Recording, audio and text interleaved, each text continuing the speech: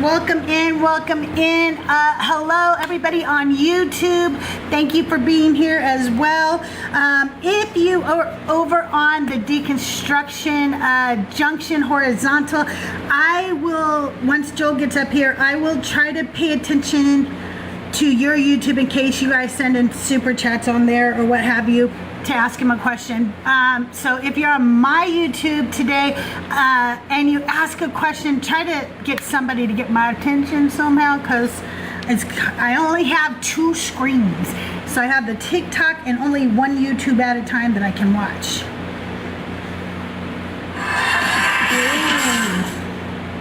Let me turn that down. Okay, and then I need to get my questions ready, you guys. Are you guys ready to ask Joel some questions? Are you going to come up and talk to him? Or are you all going to be scared?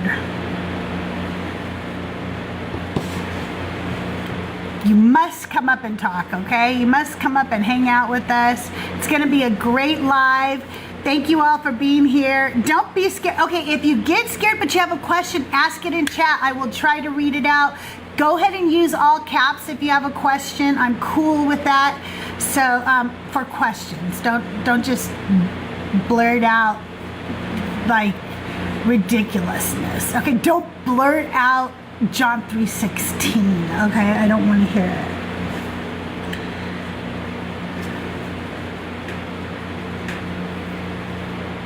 it. Joel had to go put on his makeup, I think.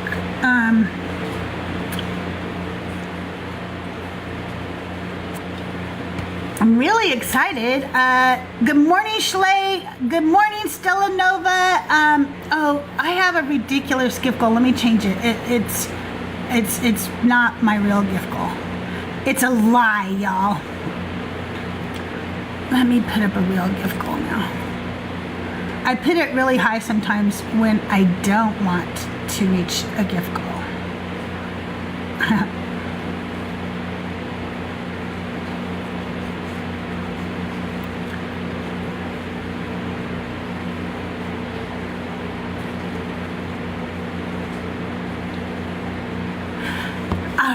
Thank you. Thank you, Randy. Thank you. Yes, I am. I have been nominated as one of the top 10 atheists on TikTok. It's been an honor. Truly, it's an honor. Thank you so much. Thank you for the mask. Thank you for the gifts, the heart me's. Make sure you collect your team points. Share out the live. Do all of the good stuff.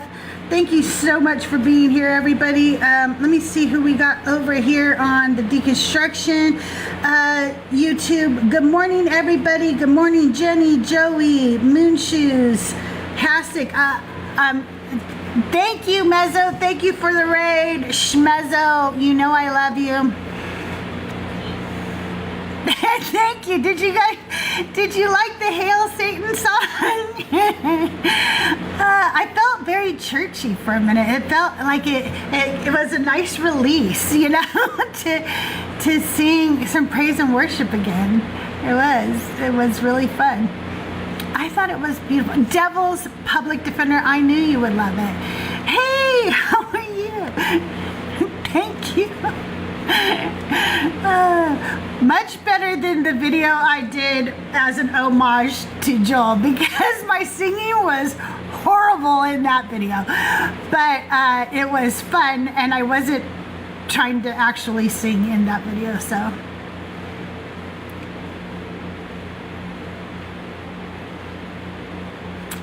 yes, it is a nice release for demon leftists to hear a little praise music that they enjoy, right? And the thing is I can guarantee you might think you're loud, but I'm always gonna be louder. I'm a loud person.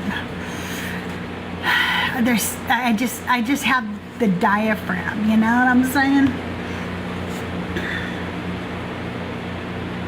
You guys, if you are on YouTube right now on the Deconstruction Junction YouTube channel, do me a quick favor. Make sure you subscribe to my channel too. Even if you're not going to watch over on my channel right now, if you're watching horizontal, I get that. I don't have horizontal set up right now, so they do that for me over on the Deconstruction Junction YouTube. But I am CrystalJae.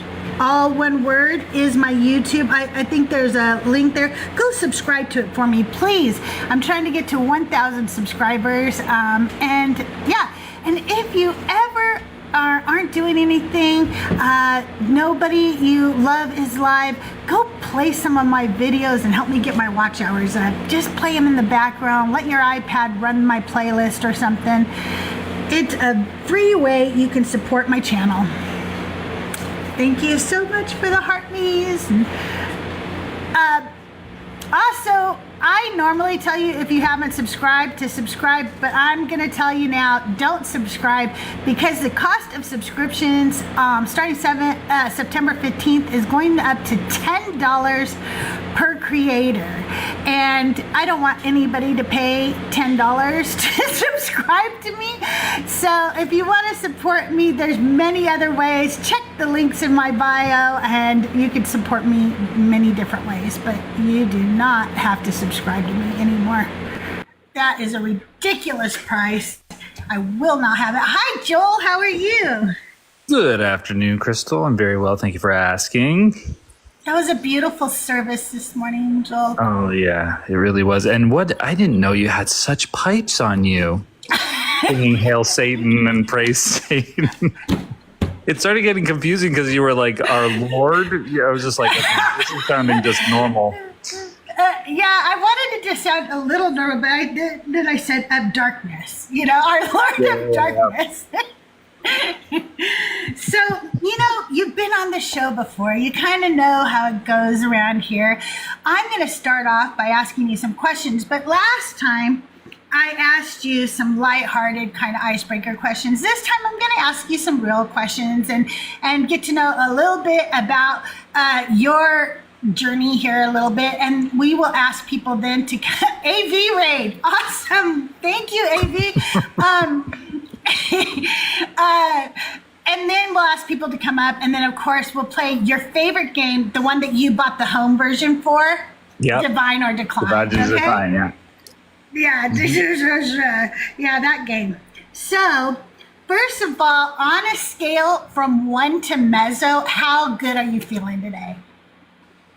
Well, I'm just eating something, so I think it's going to be good. It's going to be okay. It's going to be mezzo, but right now I'm probably a little more like at the Matthew scale.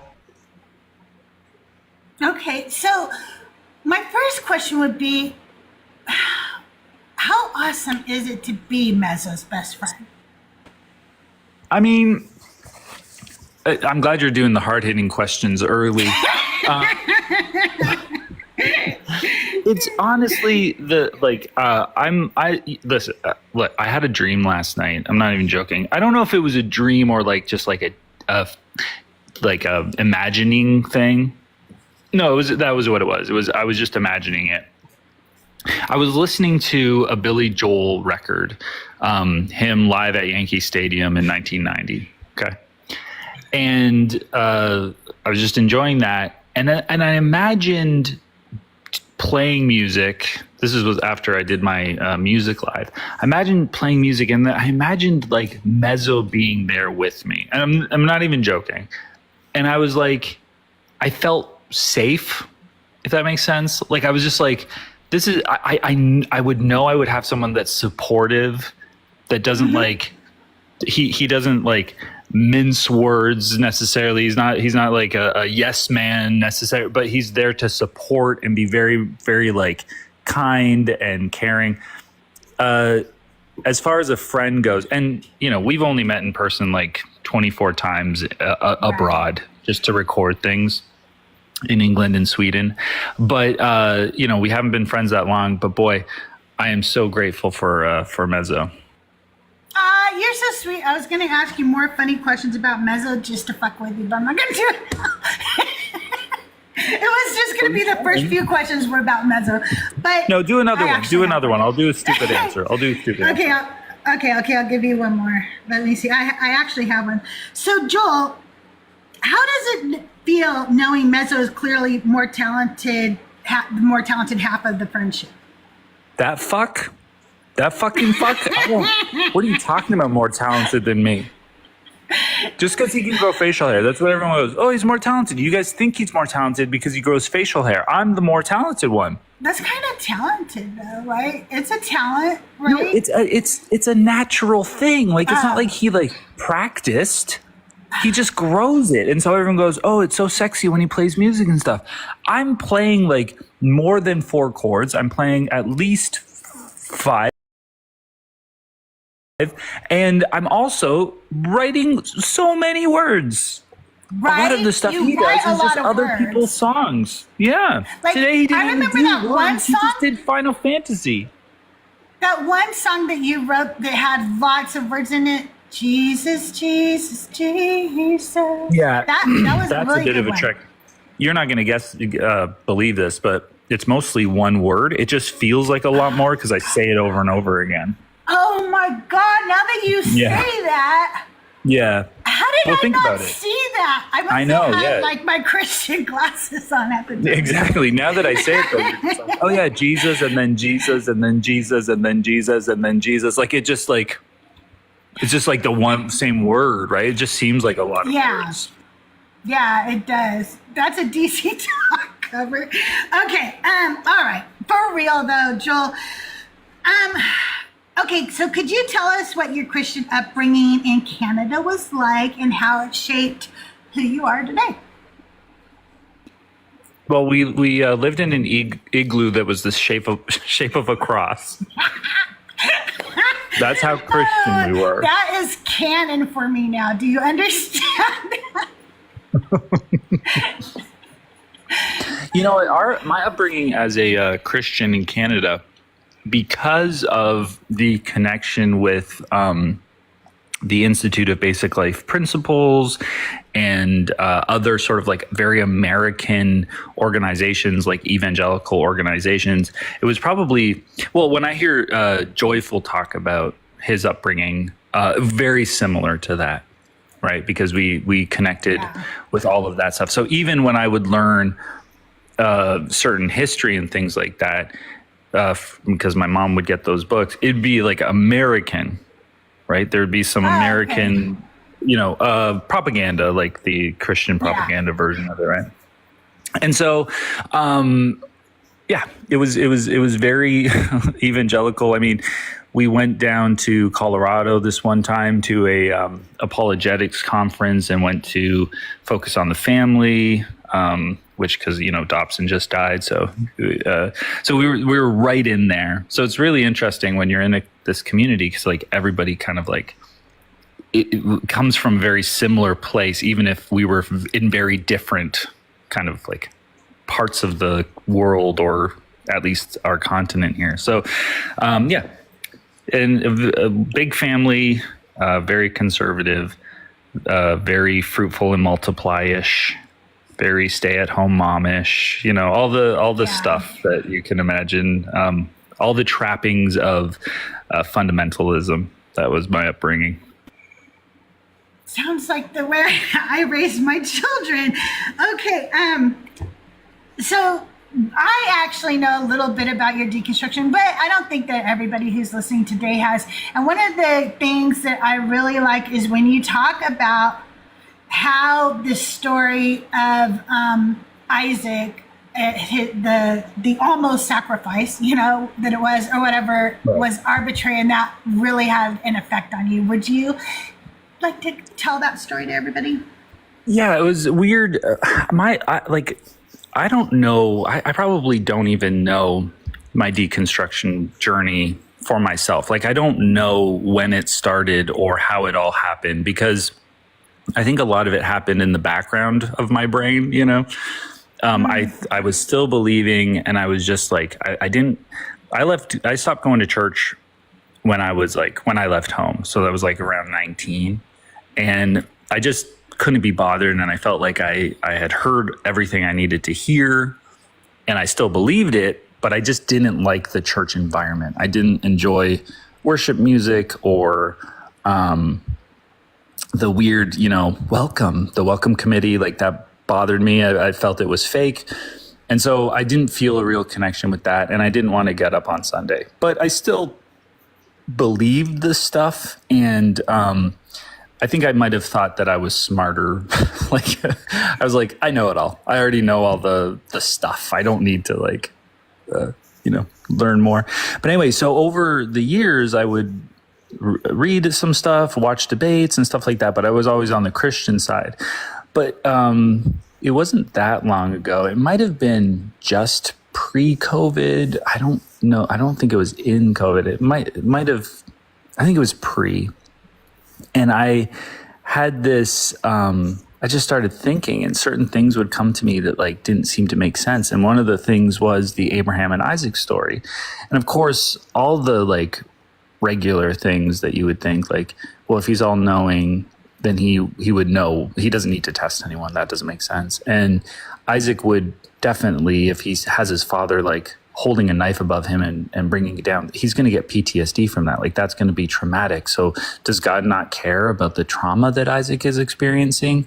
So that was part of it too. And I was just like, obviously the people writing this didn't know about trauma in the same way. So like, this can't be, maybe this isn't God, And then, of course, the biggie was, well, the ram represents Jesus. That's what I was always taught. And if the ram was just like poofed there, just like materialized by God, even if he existed before, but he had like God made him be up there, whatever it was, right? Then when he's like, kill that thing, that thing has no value to Abraham. It's not a sacrifice on the behalf of Abraham. It's just like this thing God needs to see a death happen. Why? Like, I don't understand why that would have to take place. And then when I was like, oh, and this is an analogy, this is a typology for Jesus, I was like, then Jesus' sacrifice has to be unnecessary. If it's just Jesus, like God going, I need to see something killed, because I've just arbitrarily decided I need to do that, I was like, then that's not necessary. And if this is how we know what love is, God did something unnecessary, like that can't be the case. Like, the whole thing just like blew up for me. I was just like, if that's a dumb story. Like, that's just a dumb, stupid plot hole. Like, that can't be the case. So yeah, that was a big, like, that was the part, I think the moment where I like consciously knew that I was like really going to walk away from this thing or really start asking hard questions. Yeah, and the funny thing was, like, there were so many times where when I came on this, platform after I had stopped believing, but stories like that helped me deconstruct further. Like, I really feel I stopped believing before I fully deconstructed everything. And when you said that, I was like, sometimes hearing stuff like this, I think, why didn't I see that? Like, it's so obvious that that's not a sacrifice. If I go and get a peach and I eat it, have I sacrificed that peach to myself? What the fuck? Right. What the hell does that mean? And so it was very eye-opening for me, and I loved the story, and I just thank you for sharing it, because it helped me really deconstruct that part, Yeah, I think that's what's really neat about the whole community is that, like, there's so much that like never came up for me, like what the debates that we have and like the slavery stuff and all that. Like, I honestly, that was hidden from me. I didn't know that stuff. So now, like, we use that as like a quick inroad to say, like, look how dumb this is. This is such a failure. But even for someone like me, that's just like because you're always, even when you're deconstructing, you're like, am I missing something here? Like, that's why we have to do it forever, right? Like, am I missing something here? I was so scared of hell. I was told this stuff like it's true. So it's like, let me check.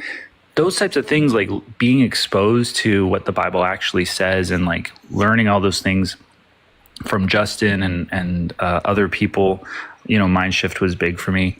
It's just like that's solidifying this and really helping you go, yes, it's all just such a bizarre cult. And I'm so grateful because like that's all been really instrumental for me. Yeah, it has been very instrumental for me too. And speaking of instruments, that's called a segue, you guys. What originally drew you to combine like comedy music and like deconstruction together? One moment. Just finishing this bite. That's not going to be that interesting. I'm answering all these questions in a very boring way, but this is top tier journalism, according to Sam. So we'll just. This is really going to be boring.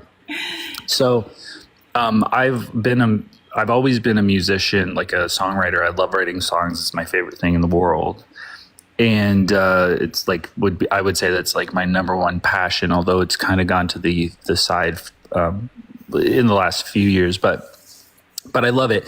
And so I've always done that. And then I got brave and I decided to do stand up because I've always loved comedy and being silly. And I was like, I want to get out there and I want to like make people laugh. I want to do this. So over a decade ago, I tried stand-up for the first time, and I really enjoyed that. But I was like, I never want to mix those two worlds. I'm very, I keep things very separated in my life. And so I have like pretty strict boundaries when it comes to certain things, like work and personal and online and all these things. So I keep things very cordoned off.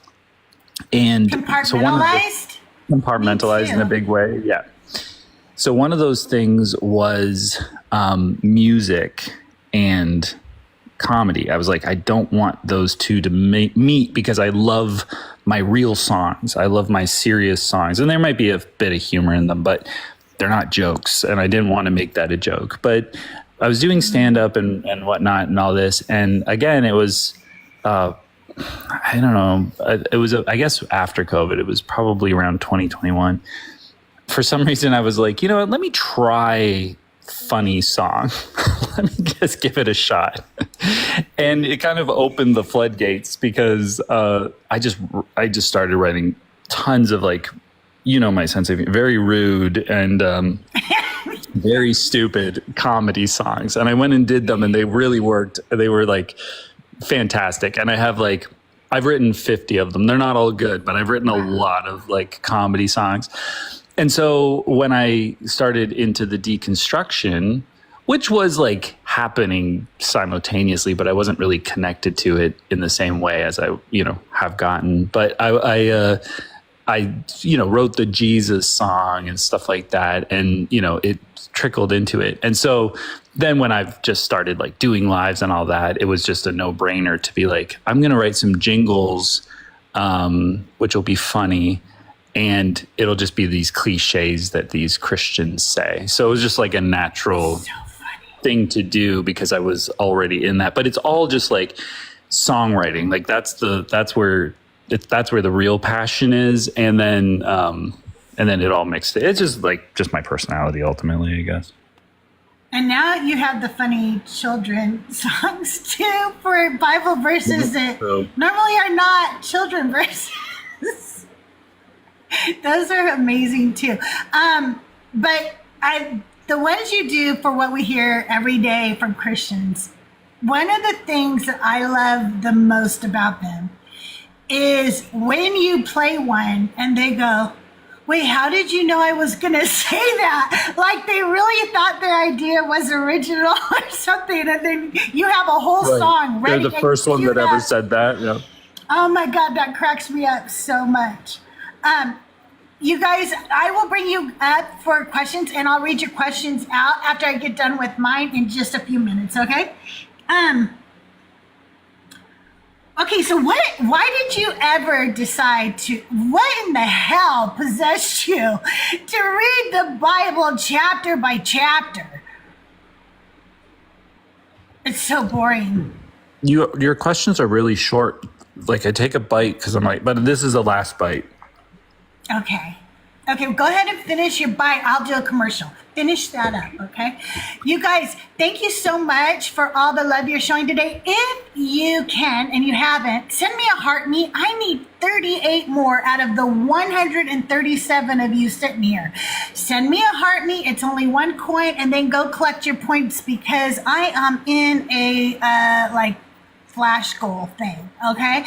Also, don't forget, do not subscribe to me anymore. That price is going up starting September 15th to $10 a month. I'd rather that you do some of the other ways you can support me. There is a link to the Discord in my bio, and I have a place on my Discord that tells you all the free, low-cost ways you can help support my channel, but don't pay $10 a month to this The channel, lowest okay? tier subscription is $10?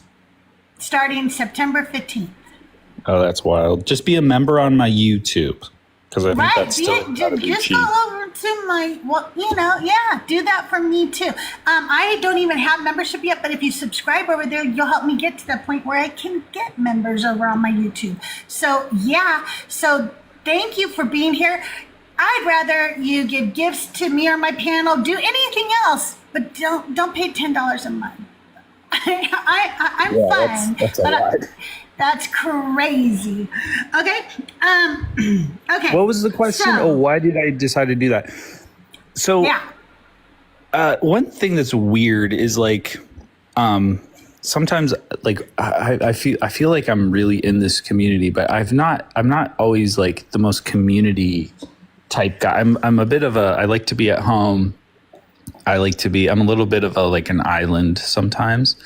And so when I was watching this mind shift, he kept on being like, got more comments about the context. Well, this is the context. I only do these verses that make sense in context. He was always complaining about these Christians that would just yell context at him. And he always had to prove that he's doing it in context. Like he knows the context and it's the correct context, right?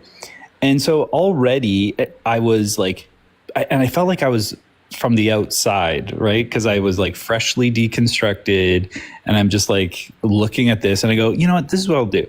I'll do a channel where I just read the whole thing in context. So we can't get the context thing. Like I'll do the favor of like doing this chore of like doing the whole thing. And it'll be like this huge, like, albatross on my back kind of thing, like this massive project where the whole thing will be in context. And so that's where the impetus of that idea came in. And that's what the songs are almost like that too, where I'm like, okay, these are the things these people say to this community that is deconstructing. Yes. And I almost felt like I'll do this so that I'll just show them that this is what they say every time. Like it feels like something like external, like doing, like I'll just do this thing for that.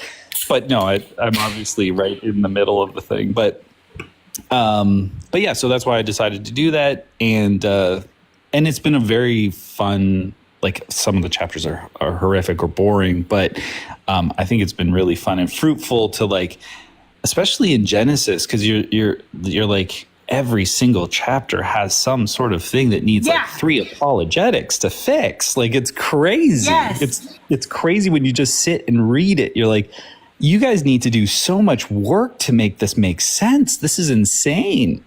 You know? It is. It's wild. And hopefully nobody in here has to be told if you're not following Joel Reads Bible and subscribe to his YouTube, you should be doing it. And whenever you do need to read the Bible, just have him read it to you. Don't actually read it. It's so boring. I read it on Wednesday mornings, and I often message Joel and tell him, what the fuck, this is so boring. What happened? Yeah.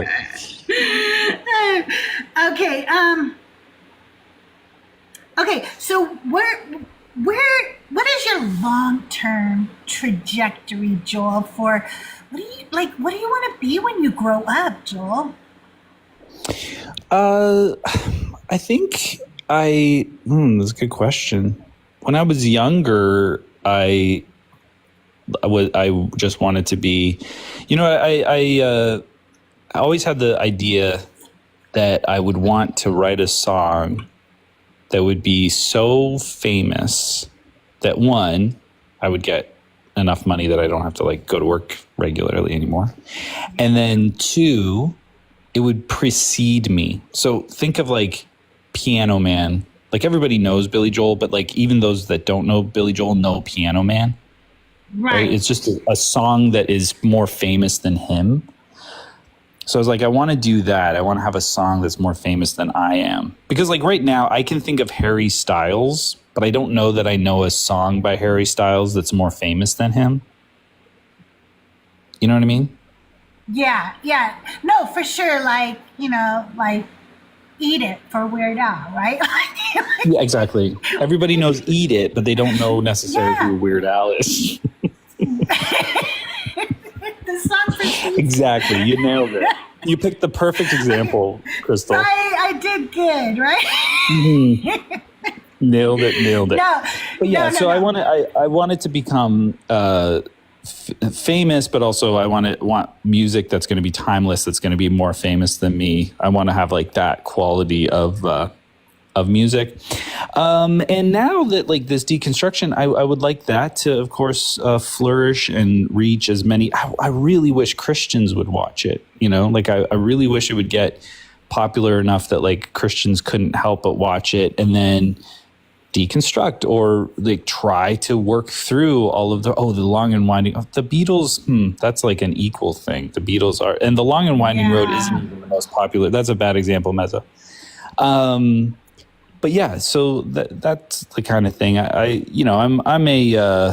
do like attention in that way, so that's part of the joy. And I would love to see some sort of success. I would like to go and do live performances. Like I would love to have like a large enough audience that it would make sense to like go out and perform live and do like music, comedy, Bible, all mishmashed together, like a really fun stage show. I would like to work your merch table at that show. Perfect. It would be fun to watch the show and then go and sell all the merch. That would be fun. That sounds like a lot of fun, actually. I really like that. And it looks like you have a bunch of people who would come see you live, too, right here. How do your evolving views on Christianity influence your music and your commentary on the Bible? It's interesting because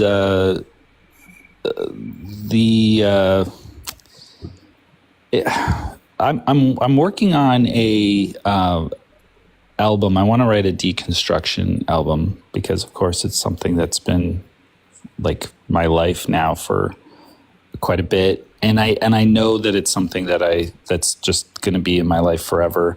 I never wrote Christian music, really. I have a few songs that would be Christian, considered like that are on the nose Christian, but I never felt like I was the right guy to do that. Like I was Christian enough. Like I was a very Christian, but I wasn't like I was kind of humble in the way that I didn't feel like it was right for me to be a leader in that sense. So who am I to sing doctrinal or, Christian ideas? Like I'm not that. So I would just stick to like love songs and my lived experience in that way.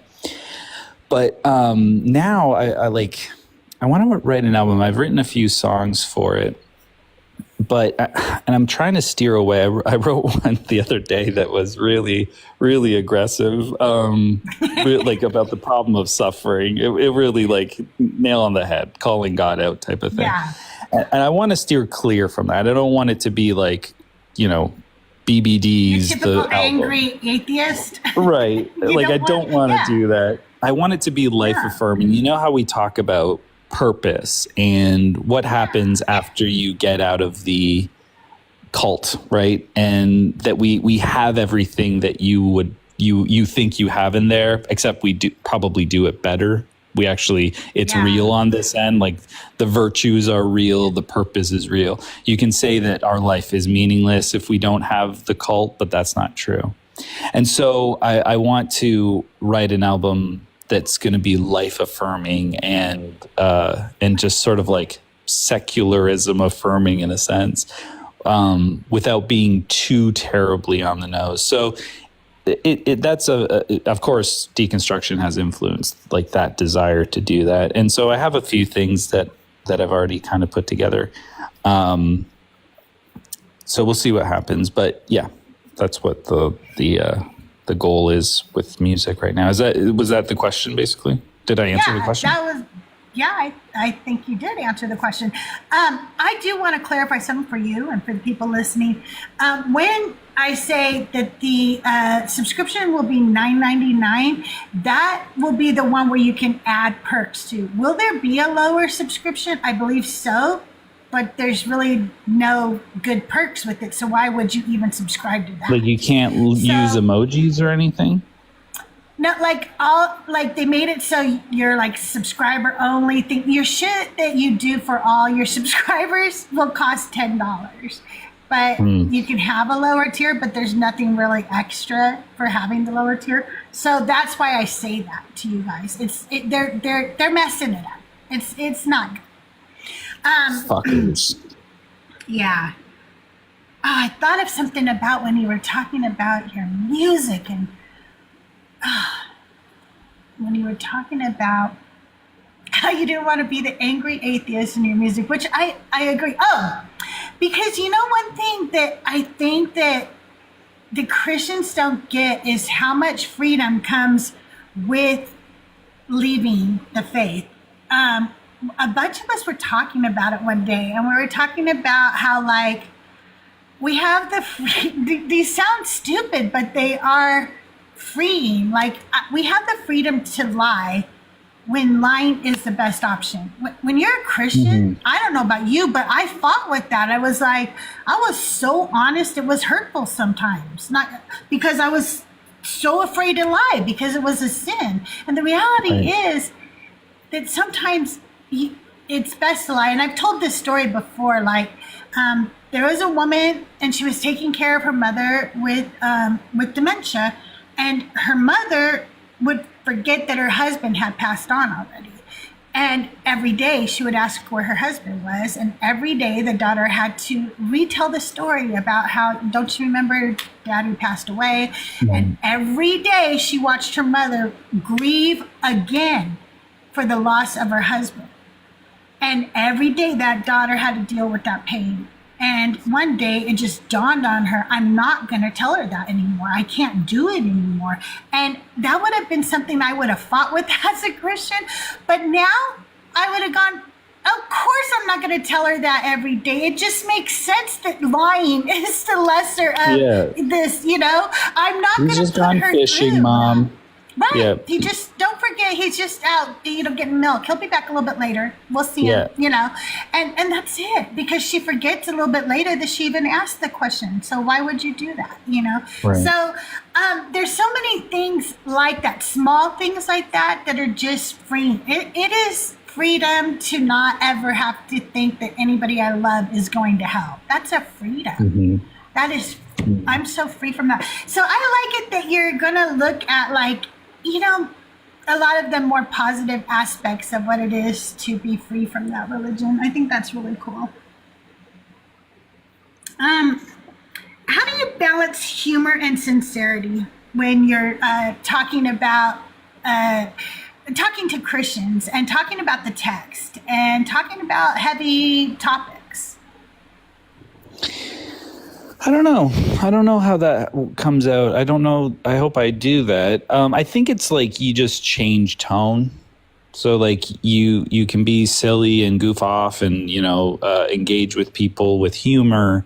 But then like if they kind of cross a line, like they're just not getting it, you just have to put on your, daddy voice type of thing. Like well, no, excuse me, or maybe big brother voices, maybe less sexual, but like, where you're just gonna maybe he needs sexual at that time. We don't. Yeah, maybe. Depends but on, you're like, depends on. Listen, this is what we're actually looking at here. You can't just like let's stop. Put the jokes to the side for a second and see that like it's like we were talking to this Sarah on Mezzo's live earlier, where it was just like, listen, you have to understand that, like, I told you what this was going to be, and now you are doing it. You know, that one we were just sort of like, there was a bit of a barrage of the stuff. We weren't being as silly as we sometimes are, but like, to be like, now hold on, let's like focus up here and look what's actually happening. And so I think that's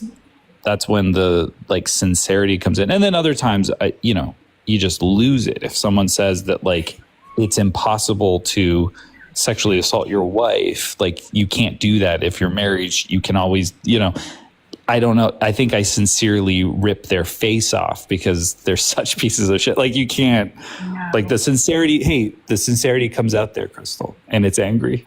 I love, that's true. I do love though when you say stuff like under your breath and stuff, like it just cracks me up every time. That guy today is like, well, the thing is you gotta look at the text and add stuff to it. And you just gotta.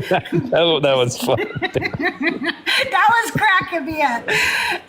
That's just the best. You guys, if you want to come up and ask Joel a question, go ahead and start putting your guest requests in right now. I'm going to finish up with a few more questions, and then it'll be your turn. And you all told me you're coming up today, so get your butts in that box, okay? I think this is one. I think this is part of it too. Like the text, like the Bible, the religion, the cult, whatever, is a joke. Like it's nonsense, right? So there's no reason to take it seriously. So I don't want to be here going like, this is so serious. Let's look at this seriously and pour over it seriously.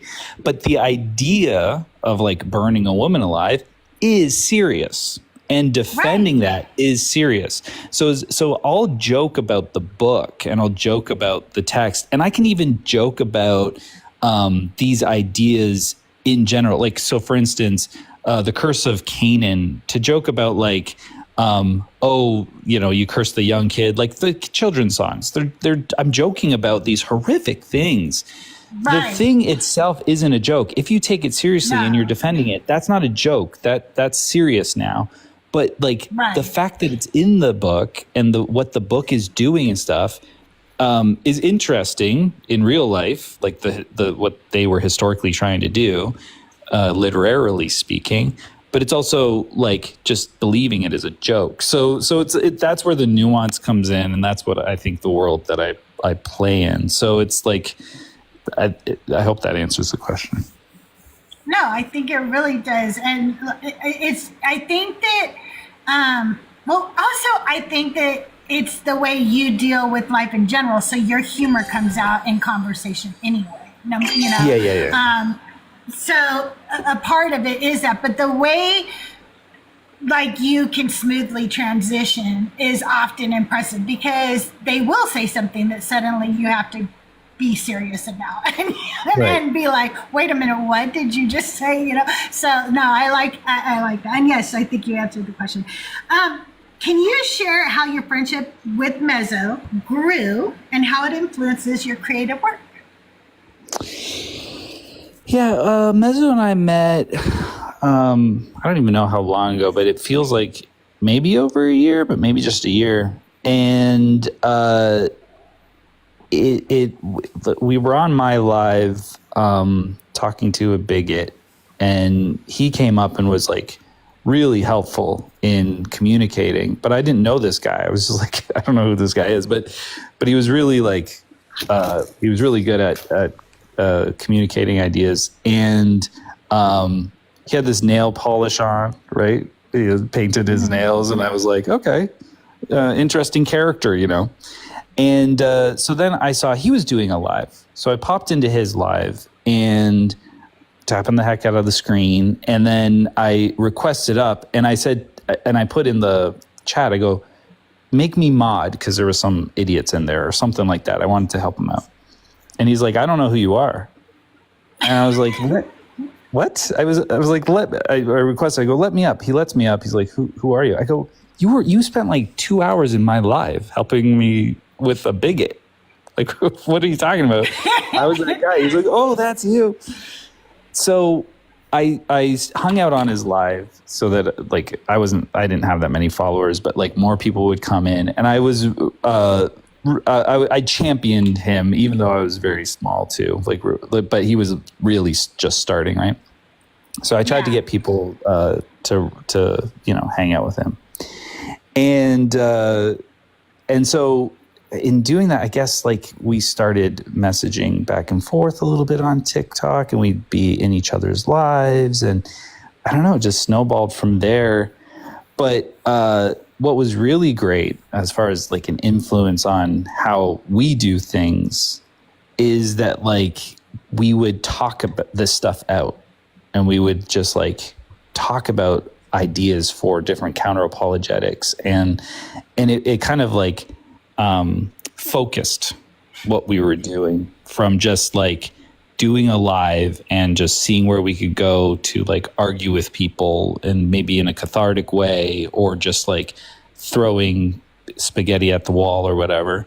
And we kind of were like, what are we doing? Why are we doing this? What's the goal?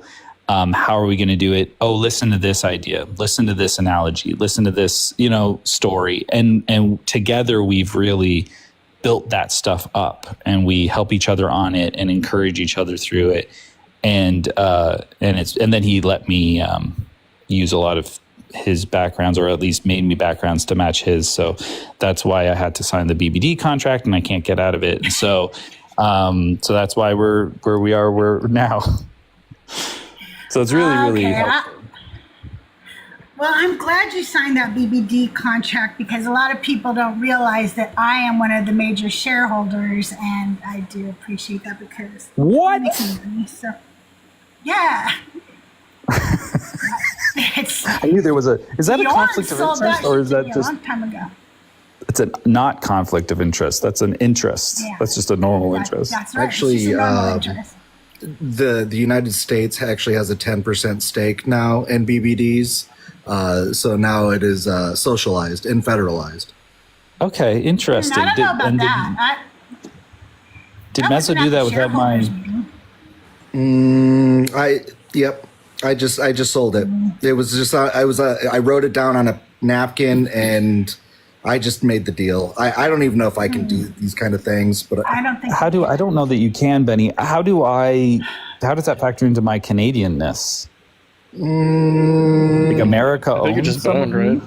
Just boned, right? Yeah, I think Lobes, did you say I'm boned? Yeah, I think you're just boned. Yeah, I think boned, you're just like a broom head or something. I don't know.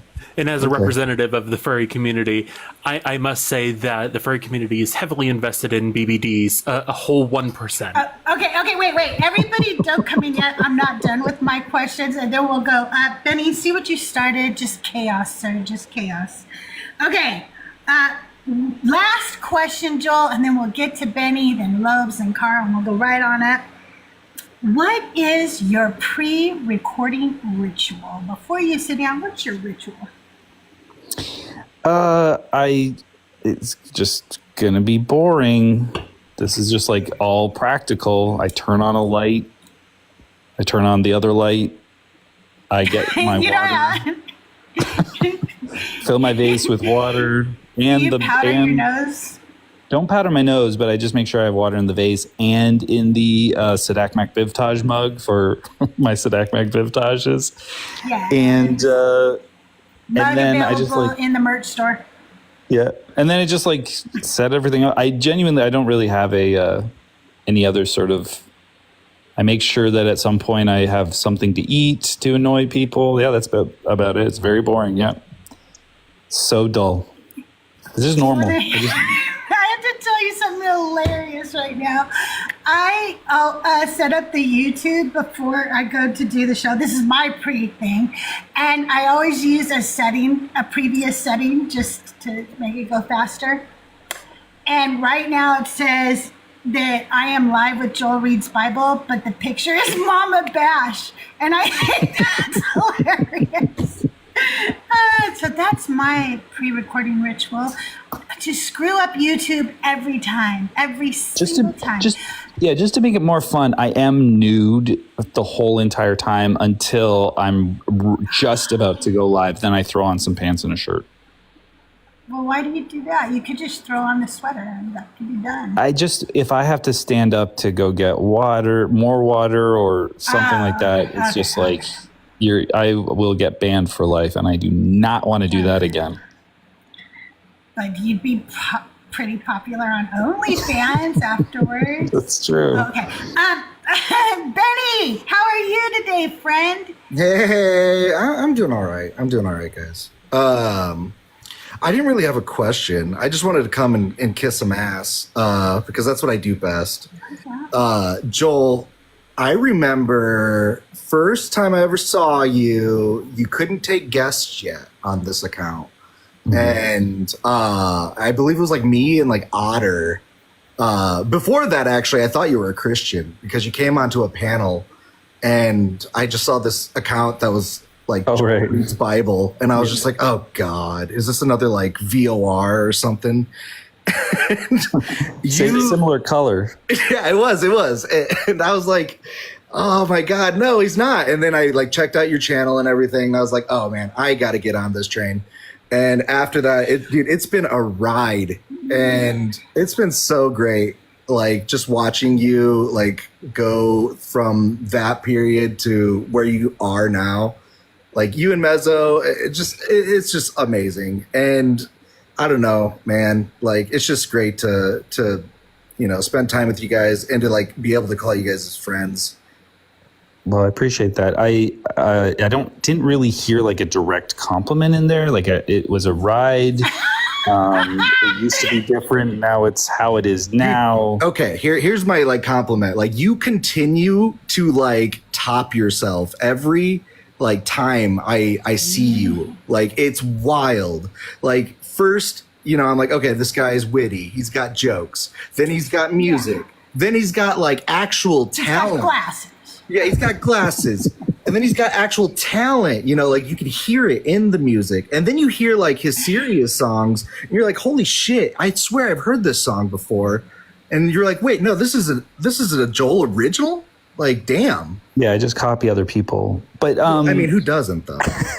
No, I appreciate that, Benny. I really do. It's funny. Otter, when I did get in trouble. I'm not going to say why, on my original JRB account. And then I started the new one. That would probably be when you saw me. And was that Otter, what it was? Okay. Yeah, and Otter bought me a bunch of pretend followers.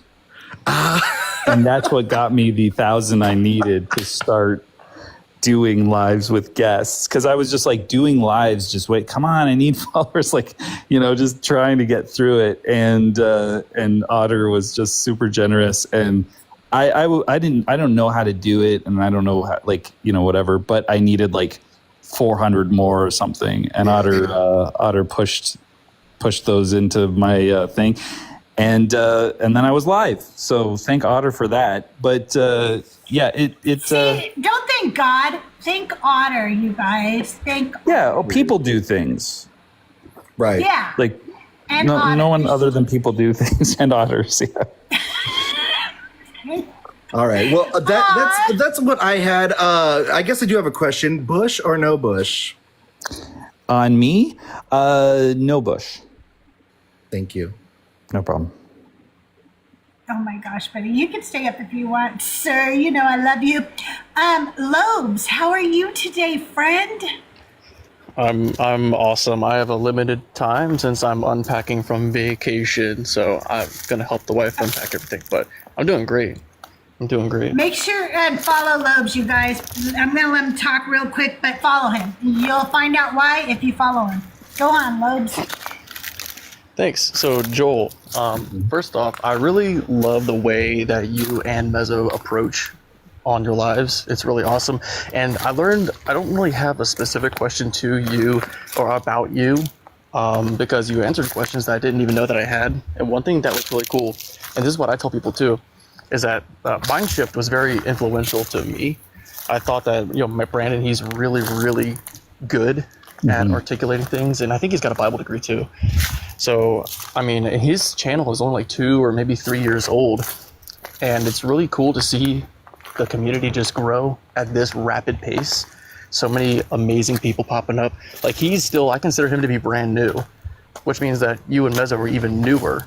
I think it's like a year or something you said. Yeah, Mindshift. So that's really amazing. I don't know how it happened. I don't know how the algorithm works, but because I again, it's really fuzzy where how the deconstruction happens and what content I was exposed to and how that journey took place. I'll never really know. But when Mindshift, he did a channel that was about like reading books.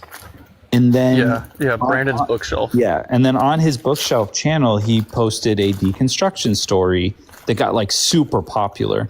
And I saw that video before he started the Mindshift channel, and then like right after that, because it was so popular, he started the new channel, and then he just went off and like it just has become just like a monster at making all these amazing videos. And so yeah, all of that was like super like just a voice that I needed and information that I needed, and just so helpful in my deconstruction and just like solidifying the things that I was feeling and thinking, and then giving me so much more sort of like angles on things and understandings of things that like I wouldn't have thought of. So it was just like incredible. And he does communicate so clearly and with scripture and all of these things. It was just amazing. So yeah, that was huge for me. He's got great eyes too. Mm-hmm. Just pearly Lubs, blue. you got muted by a mod Sorry. because you're crunching. Oh, sorry, I'm stepping on leaves. I didn't realize that channels like his even existed.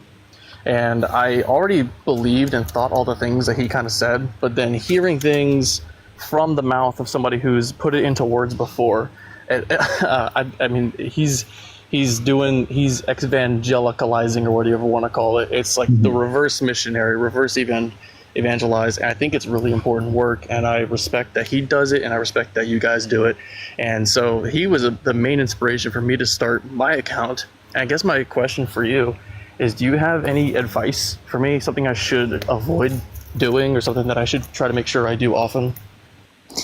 I don't think I am in a position to give any real advice. I don't know, because I do try at this stuff, and but I don't know that I don't know what works and why it works. I would just say be just as honest as you possibly can, and which is just as honest as just be honest. You don't have to lie. There's no reason to try to trick people out of the cult, because we're on the right side of things. So I don't know, that's not really any kind of real advice, but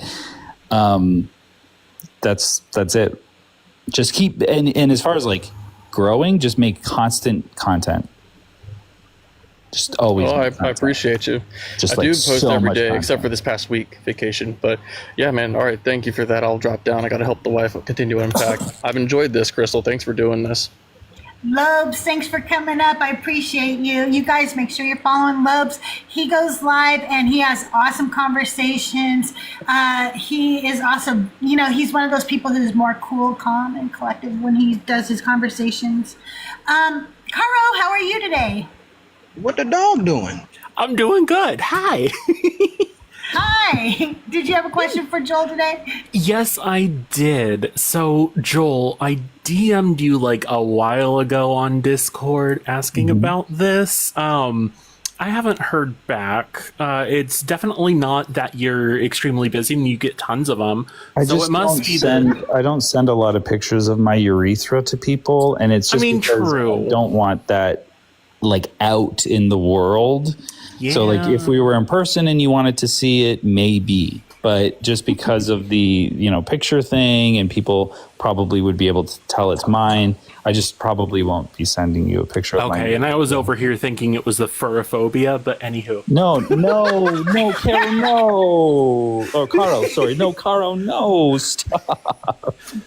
Did you say perro though at first? Because that's I said Caro, but I know it's I Caro, said but it should be 2 R's if you want it to be Caro. But anyway, go on. Yeah, something. Anywho, so I had this idea and I wanted to float it by you, to where, of course, the songs that you play, context and stuff like that.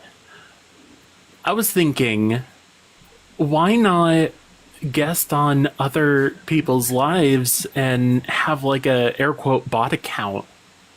Like extend your air quote AI to those accounts, but have like every once in a while, like in between guests, like an ad to your own page.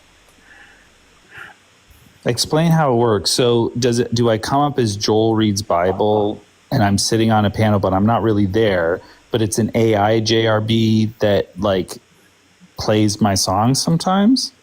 Kind of. Like whenever your air quote AI hears context within like your lives, for instance. Mm-hmm. Hang on, let me see. No, but Caro, do I have to be there? No, I would think like you could pass it off to someone who could help monitor the account essentially. And just That's a diabolical laugh, by the way. And if anyone hears if that person hears context, is just don't you know, and it just continues from there. The answer's in the context. Right. I think I kind of get it, and I like this is it would be a fun little campaign, like a marketing campaign that you could do. Yeah. That's interesting. If I get follows from it, I like it. If it's just like a joy if it's a joy that other people get to experience my lives when I'm not there, I hate it. Yeah. It's just like I want to have the exclusivity rights, but then at the same time, if it's me that is getting proselytized without me being there, then I'm a fan. Wait. Joel Read Bible. Wait, yes. I have a question then. So, does it bother you that when my husband and I are in arguments, I play your songs? Yeah, I should be getting royalties. It doesn't bother me that you do it, but I should be getting royalties. So, like, if it's 2 cents or whatever per play, I don't know what it is. All right. I'll start with ASCAP. I could probably send you a US dollar, and that will probably last all year. That'll do for the next 5 years. Yeah. I'll PayPal you $1, Joel. I'm sorry, Carl. Go ahead. No, it's okay. But in terms of like sending people your way, I was thinking of like maybe you could pre-record an ad that would play in between. I'm sorry, AXP is rating us. Thank you so much. That's awesome. I'm sorry, Carl. Go ahead. No, it's fine. I understand. But yeah, you could like pre-record an ad that plays in between guests. Like, if you like these songs, go follow Joel Reads Bible and listen to BBDs on the interwebs or something along those lines. I wonder how many people would like be like, yeah, let's get this quote unquote bot to sit here and just sometimes throw a random song. Like, I know it's fun for my lives, but you think that people are like, yeah, okay, great. Somebody just interrupted the thing to play His Ways Are Higher. Fun. Okay, cool. Can we get rid of the fucking bot? Like, if you like these songs, okay, they're doing the ad now. We're trying to deconstruct. If you like these songs, check out JRB and BBDs. I don't know. Wait, but wouldn't it be funny to somehow do that to Justin one time when he's live without his knowledge? I just think it would be really funny if he's like really serious into Isaiah 53, And someone's like, you should look at the context. Don't you know? Hang on, I got it. Don't you know that the answer's in the context? If I play the rest of the song, I need to pay Joel, so I need to stop Yeah, that. you can only do like 2 seconds. It's true. Don't worry, I'll send him $2. Okay. I appreciate it. All right. Did you have anything else you wanted to talk to us But yeah, about no, today? that's about it. Thank you so much for letting me up. All right. Thanks for Carl. coming up. We appreciate you. Yeah, bye-bye. Andy, how are you today? I'm doing great. So, am I number one yet? You're working your way up. Joel is at 1 right now. Nice. No. At least I got the number one guy on my show, right? That's good. That's something. Mezzo's right behind him. So just my question, actually, I just absolutely, and it's more of an appreciation. The community is so freaking amazing. I'm a little bit new. I've only been kind of paying attention for the past like 9 months or so, but it blows my mind how everybody has their own kind of little way of responding to some of the craziness that we hear about it, in the Christian arguments. And, Joel, what's funny is, Joel and Mezzo, I didn't even know that they knew each other. I kind of learned about each of them independently. And then when I saw that they were in each other's lives and were friends and co-hosting, it was so cool. Like, wow, these guys who I already both loved, both of them, are now together. And it was just like a kind of a cool experience. But then if you look at like Born Again Atheist and Justin and even Dr. Blitz, when you look at everybody's kind of different take on everything, I really appreciate it all. My question for, I guess, both of you is, do you guys learn from other channels of like how they would address this topic and like take notes and use it? Everybody kind of does it differently, but everybody does it so perfectly. It's fun to watch, and I appreciate it. Yeah, for Joel, sure. let me answer this question first, okay? Because I think you'll appreciate this. Joel actually says that I just like plagiarize him, even though 100%. every single time I say something that he said, I always give him credit. But he's like, basically, you do a show, Crystal, and then everything that comes out of your mouth is something you've heard. It is true. Like, how many times, and I don't even think I'm in there, but I hear Crystal going, as Joel would say, as Joel would say, as Joel would say, and I'm just like, it's fine to give me credit, but you're just basically doing the whole thing. I'm saying the whole, like, it's I also not, say like, mezzo. I say mezzo too, Joel. I've never heard that. I go, that's funny, because I That's do. a claim. That's a claim, Mezzo- but I'd like to see Mezzo evidence has because I've heard only me ever say seen it. you talk about me, but all my famous no, lines. Of course, I definitely take things away from every single creator I listen to. But Joel, now you can answer about how much you've learned from me. Go ahead. Yeah, it's exactly the same. I think that like when you go in any live, and of course these biggies like Justin, you can't help but like learn so much. I've 100% reiterated, and even like Jaron, Christ Before Jesus, Right. like I don't have the knowledge base that he has in the way that you can like kind of support the claim. So I feel a little bit nervous in making some of those claims on my live because I like to be able to support it, because as soon as I'm challenged, I'm going to have to crumble, and that's not going to be very good. So like, but I will still be like, well, isn't that maybe an interpolation? But on any live, like any those big ones and then smaller, whatever, you're always going to hear something, a different perspective, a different way of wording something that's going to like stick with you and go, oh man, that made sense. Or what I find sometimes is I'll hear somebody say something a certain way, and that'll make me think of something related or different, and I'll put it in my notes. So I'll be like, oh, that's an interesting angle, and it helps me fix this part of the Amalekite story or something, or it'll help me get this apologetic for this story, right? So yeah, all of those things are incredibly helpful, and I think you're right, and that's something that maybe I was thinking for Lobes as well, is just that be yourself thing, where don't try to do something that someone else is doing, or to like look at Daniel, like he's so peaceful and so kind, and his approach is so soft, and and that's such a beautiful thing. It's not something that I would ever like go, oh, I'm going to do that now too, because it's like I'm a nice guy until sometimes I might change modes, but I'm going to be funny, and I'm going to be silly, and I'm not going to take this seriously, and I'm not going to engage in the same way, and that's fine. That's my voice, and everybody's voice is important and adds this value because someone needs to hear it that way. Someone needs to hear it my way. Someone needs to hear it Crystal's way, right? And so that's really the beauty of it. But yeah, 100%, I am always like getting something new from someone. Ian is great for that, just like a new angle on an argument. It's just like it gets your brain moving and thinking, and there's so much to this stuff. There's so many different ways that you can defeat it. And so listening to all of those different things and then bringing them into your own sort of, as I say, arsehole, right?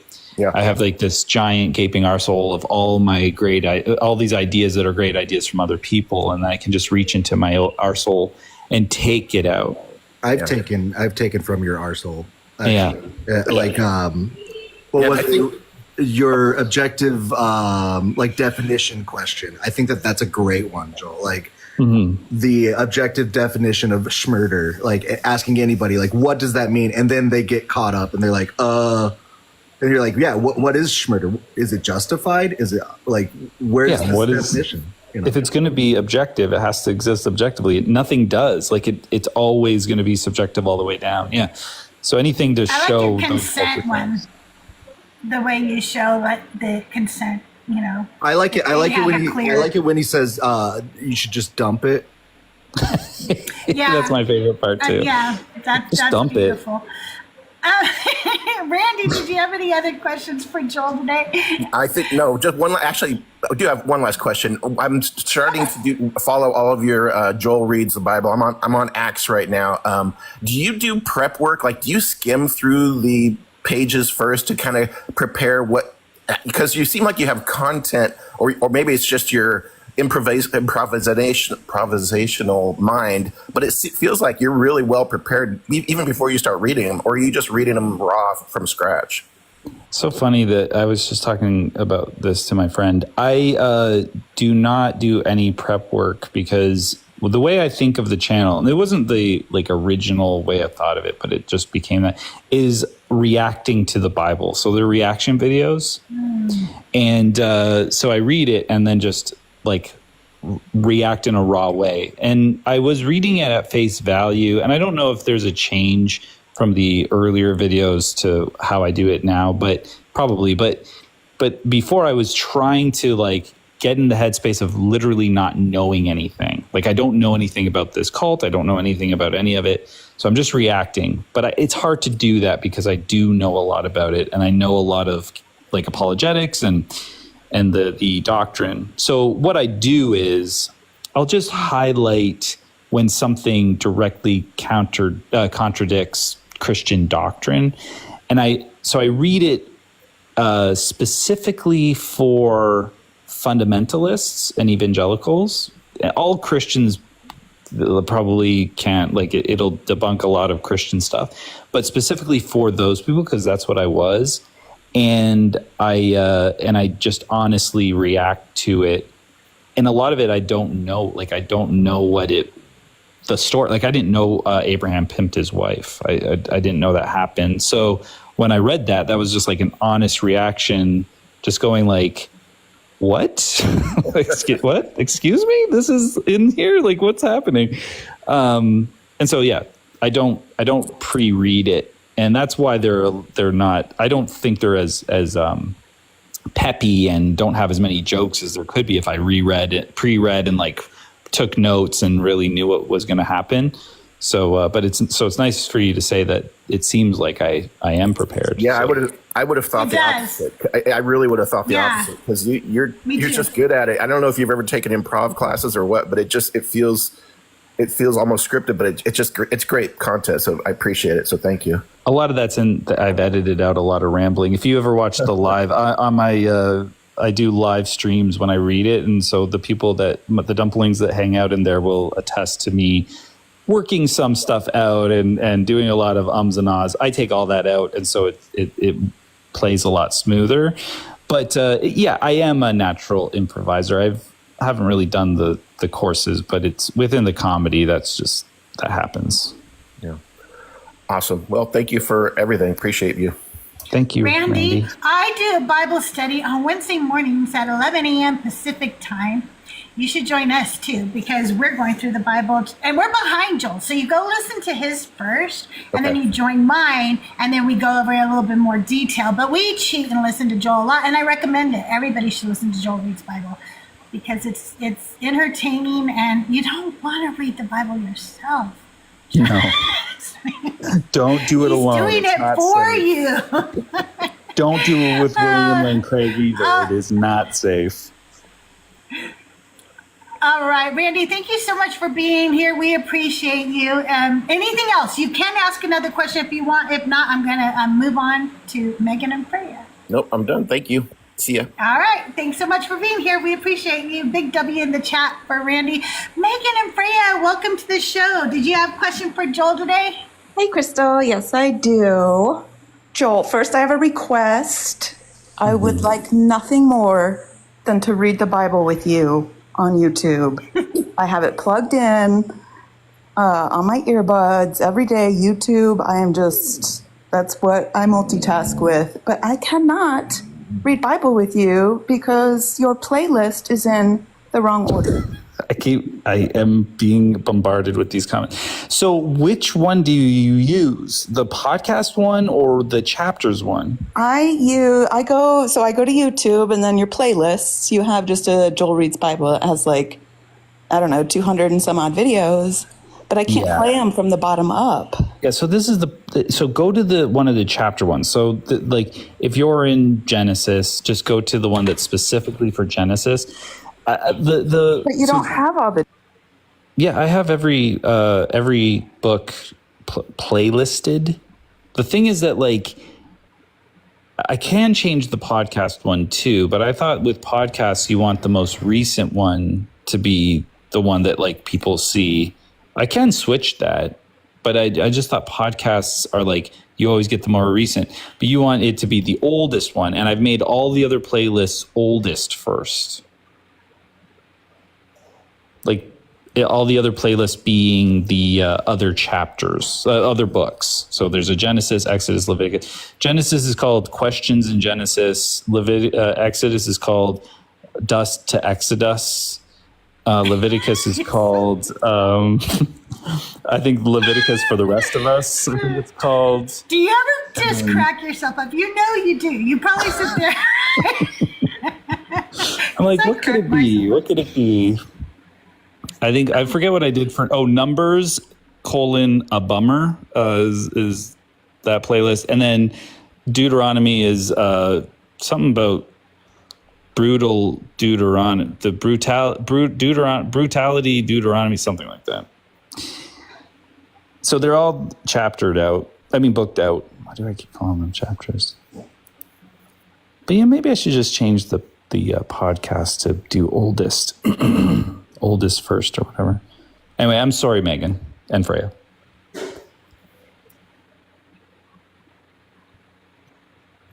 Oh yeah, Deuteronomy, brutal mythology, yeah.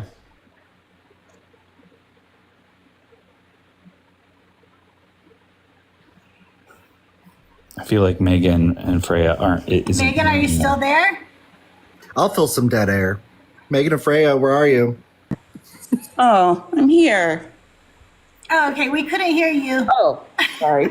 Yeah, I was just saying, right, when you plug in your headphones and you just go do your chores or whatever, the playlist, you just click the top video and it plays all the way down, and then I can just bookmark where I left off. But, in the meantime, I suppose I could go to your chapters playlist and do it that way. But I just don't know how. It seems like enough people are going to the podcast wanting it the other way, so I can just switch it around. I could do it that way too. But then, what if somebody goes there and they're like, "This is the first one," but I guess I do want them to watch them all. All right, I'm just going to make it. People who use playlists know how to scroll to the bottom.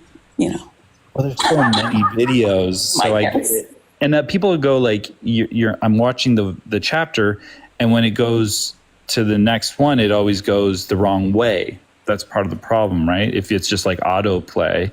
So now I have to, I'll switch it around, and then I'll see if I get comments complaining about that. I have a real question instead of unsolicited feedback for you. My real question is, do your parents know the extent of what you're doing, or have they ever listened to any of your lives or video? How do you handle that within your family or friend group? I don't know the answer to that. I have had serious discussions with them as I deconstructed and post deconstruction. So they're aware that I'm not a Christian anymore. And, there's been some conversations. I don't actively try to deconstruct them because I just don't think it's going to happen. And they're just at an age where it's like, they kind of gave their whole life to this thing and it's caused stressors in our lives. And so to have to face the fact that it was not true, I just don't know how that they would handle that. Like, I just don't know that I want to do that to them. So it's never like come up where like a in-law or a friend of the family has mentioned something about watching one of your videos? Yeah, like when I started, I remember what would he be? He'd be like my niece's husband. So what would that be? My nephew-in-law. He commented on it on my first video, and he's like, "Oh, this is cool that you're doing this, Joel." Being very positive. He's like basically a pastor, or a missionary. So like he's very, very Christian. So he's like, "Oh, this is cool that you're doing this. Do you find that it's neat how the creation story is kind of poetry and blah, blah, blah." And he was just kind of like trying to give a different positive look at it or whatever. I go, yeah, it's kind of neat how it's a myth and it's, just like obviously, just written poetically. It's not literal or true. And then as the videos went on, I just never heard from him again. I don't know. On there, I don't know that they watch it, and they've got to be aware of it. They all must know that it's there. But I'm just curious. I guess I'm curious if that, like, despite the difference in your religious beliefs, like, if they're like maybe proud of some of the accomplishments. No. Or maybe just don't really know. We don't talk about it, but we are. When there's something like that, I don't think that it's just going to be. We're just not going to talk about it. But if we did talk about it, there would be no pride in that. Like hard pass. Like that would not be a good thing.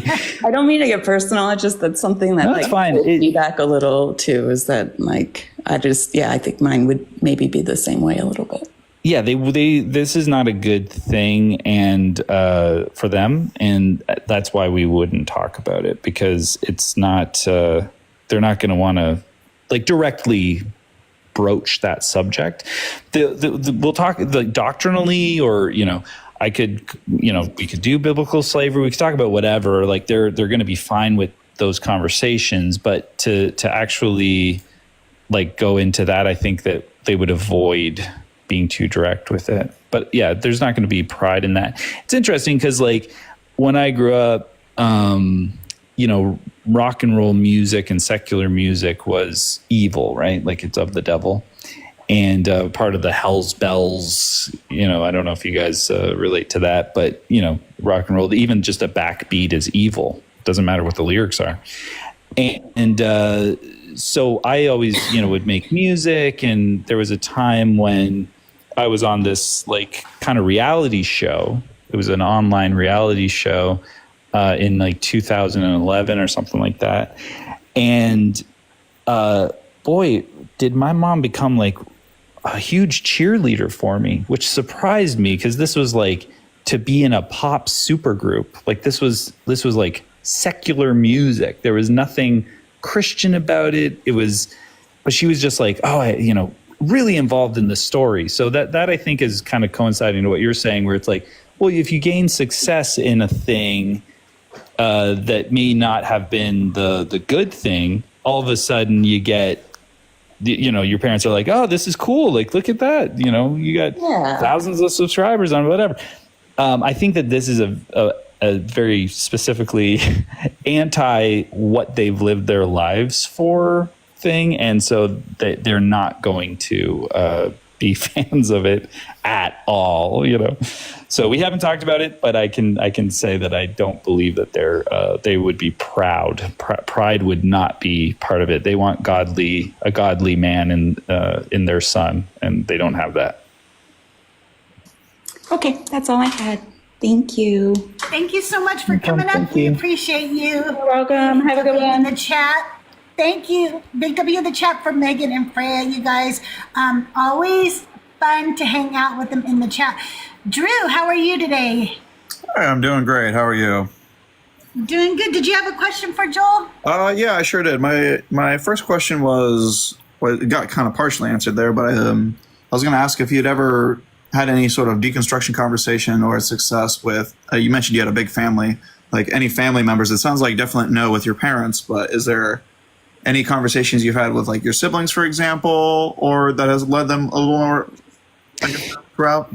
Not really. Like, it's interesting. Something that I noticed was that, like, when things were starting and when I was asking questions and I was less sort of like knowledgeable or sure of where I was with deconstruction, I found I got people reached out to me, and I remember I went to a family thing. And my pastor brother-in-law sat down beside me and tried to like explore what was going on with me or whatever. Certain idea. It wasn't very good. Like, he didn't really come at it with good angles. And then at one point he did the classic, well, if there's no God, why don't you just unalive yourself type shit. And I was just like, what? But I also took like a very nihilistic, in a sort of trolly sort of way perspective. So it didn't end up being a very fruitful conversation, but I had good chats with my sister, but again, it was early on, and she was just trying to find different angles on things to like just the typical apologetics. And once I got a little bit more like deep into it, and they could probably tell, okay, like he's just not a Christian anymore. He just doesn't believe this stuff. And I'm thinking about it. Like I am like thoughtful in my like rejection of the cult. Right. And I don't know if they've seen the lives and the things that like, where I'm pushing really hard right now. Mm-hmm. It's like they've given up. Like they've just like moved on from it. And I think that part of it is that they're just like every other Christian, where it's like they know there's nothing to do here. Like they don't have anything to offer. They can't fix this because their worldview is completely vapid. They don't think of it that way, but I know that must be the feeling. Like, what are we supposed to do? We'll just pray about it, but we can't say anything to fix this. Like we don't have any sort of substance to like help here. So, okay. Thank you for the answer. And I had another question kind of relating to the situation I'm in. Kind of in like a don't ask, don't tell situation with my Christianity around my family. They're all, are like raised Catholic, kind of always grew up in a big family full of Catholics. But I don't know. I feel like I just struggle like kind of like any advice on the actual question, any advice on approaching that conversation eventually with parents about having a lack of faith. I just kind of torn on the, like, they're going to think I'm eternally hellfire damned. It's like, is this even worth like bringing up life? But like also like hiding parts of yourself can be painful around family. Can I answer? Yeah. Oh. I just mean. Why would you answer? Because just as a lifelong. Benny is like, I really like this question. Let me hop in. Yeah. You go ahead. Honestly, the way I've always done it, like as a child, like I've been an atheist. I've always just been like, this is fake news. This is fake, guys. This is all fake. But my parents are Catholic. They are, religious. I wore my atheism like they wore their Christianity. So, like, that's just how I always looked at it. And, they're going to say things like, oh, but you'll go to hell. But then you can always respond with, like, but will I? According to James, it's not about your faith. It's about your acts. If you're just a good person, you go to heaven. It doesn't matter, like, what you believe in. And they really can't say anything against that. Mm-hmm. Okay. But, Drew, I do want to add, if you have relationships where you are pretty well aware that they might cut you off and you're not ready to be cut off, then don't come out. Yeah, I don't think it's quite to that extent. I think I'm just more of a bit of a black sheep situation. I already kind of am. Yeah. I am too. Yeah, it really like, I just want people to know it depends on who you're saying the thing Yeah, to. of course, Like, of course. you know what I mean?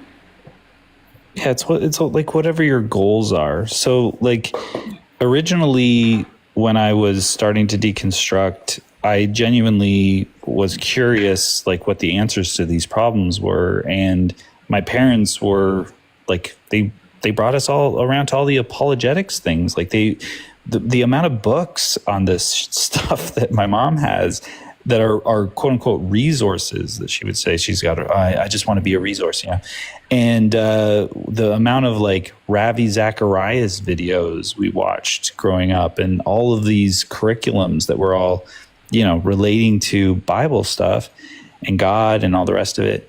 All the different sort of angles that the different denominations will take. Like we were very well versed in all of that stuff, right? And so when I started like asking these questions, of course I'm going to ask it to my parents. I was skeptical. Like I wasn't like doing it with an open heart or an open mind necessarily. Like I didn't think I was starting to realize, okay, this is nonsense. So we can get argumentative in my family. So I would do it in a debate sort of way. But I would go like, how is this possible? And I would just bring up these arguments. And this was like before mind shift, I think. Like it was before I had these thoughts like as focused as I have them now. And there were no answers. And that was really surprising to me because I was like, how do you guys have like nothing to offer here? Like, how are you not like just ripping my face off with all sorts of great arguments or whatever? How is this like, well, Jesus, like that was basically all it was. And my dad was like, God's holy. Like that was, one time I asked him what holy meant. He shrugged like, no, they don't know anything. And I'm like, how have you spent your life in this reading and arguing and going to church every Sunday or plus, and then nothing for the hard questions. Like, what is this?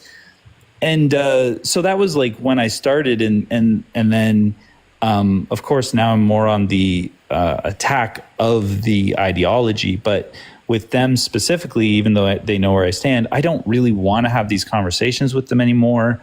I don't want to kind of fight. I don't want to hear them say stupid things because I don't mind it from strangers, but it's like not as fun from your parents, It's just it's frustrating, right? So it depends what your goals are. Like if your parents are like elderly and you're not going to change their mind and it's just going to upset them and all the rest of it, then I wouldn't bother. Like I would just live your life, For me, it's hard because they know and they're like, they're going to want to talk about it, and I'm not going to want to talk about it. So it's kind of like I'm in a difficult spot trying to figure out how to navigate that right now, actually. Yeah. Okay. I appreciate all the advice. I think probably kind of keep status quo for now, and I'm continuously learning more and getting answers to the questions that the Bible doesn't have, and the more I feel confident in how I think about the world and what I know and what I believe, I think it'll be easier to live in that skin better.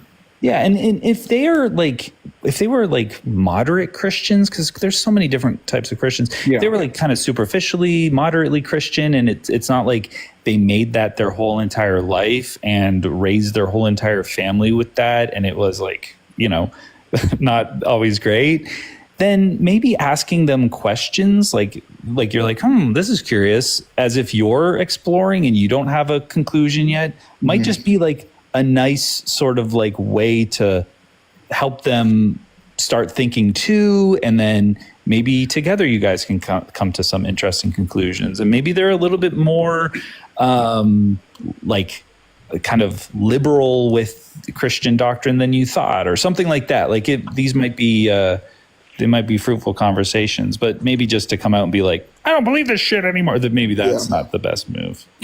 Yeah, I want to amend what I said earlier, because like I do with the Kermit voice. I do pick my battles. I don't like it. My parents aren't really like super strict, I guess, like where they were reading apologetics. So I definitely understand where you're coming from with like on that angle. And yeah, pick your battles for sure. Yeah, it's just such a struggle when like just like the whole familiar and like familial and cultural expectation is just like, you are this and the whole family's this, and that's just the way it should be. And there's never much more thought put into it past that. Yeah, it's frustrating. It's hard to sit through it. I don't know if I think it was the Christmas before last.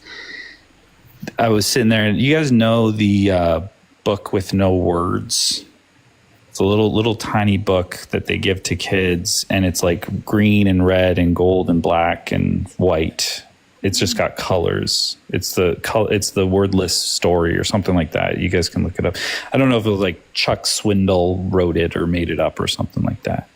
But it's a book that you use to show kids. So you'll go, you were black with sin. You show them the color that's black. But then you turn to the red and you go, but Jesus' blood, heals you from that sin. And then you turn to the white as snow. And then you turn to the gold page, and then you get to go to heaven, which is the gold thing or whatever. There's a way that they structure it.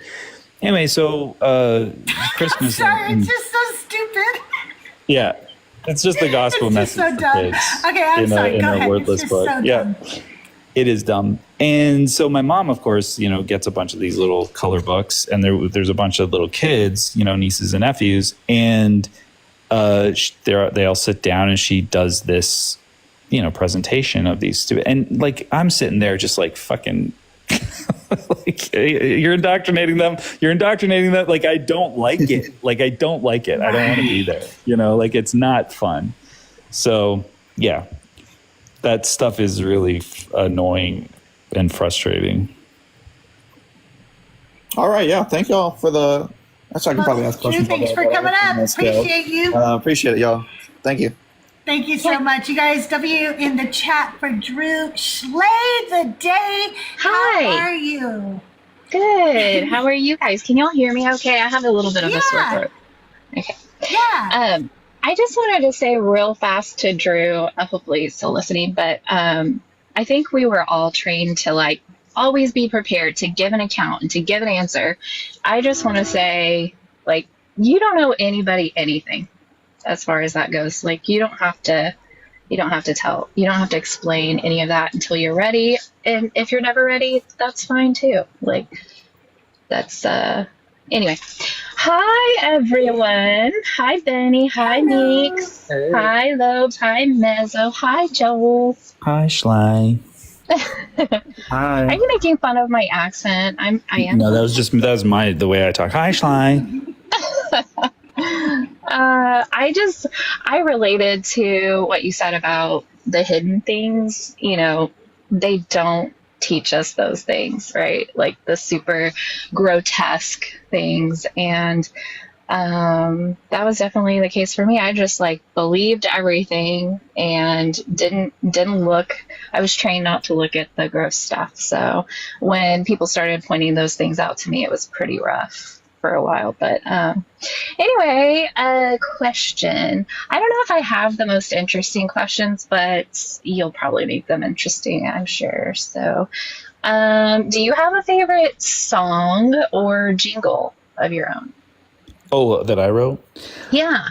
Well, I always play Spiritual Eyes at the end because I just really love the way that song sounds. Now, as I don't know if everybody knows, I have Logic Pro is my recording software, and it comes with a bunch of music jingles. That's what the music is. So I've just written the lyrics and melodies and stuff that go over it. That's why I can produce them really fast. But that one, I just really, really love the way that song sounds, and it's really, really sweet. So I think that's my favorite of them. And I like singing Spiritual Eyes, and I also like that I hold the note for far too long at the end. I think that's fun. Good. It is good. Mine is Choose Your Own Adventure, but do you have, let's see,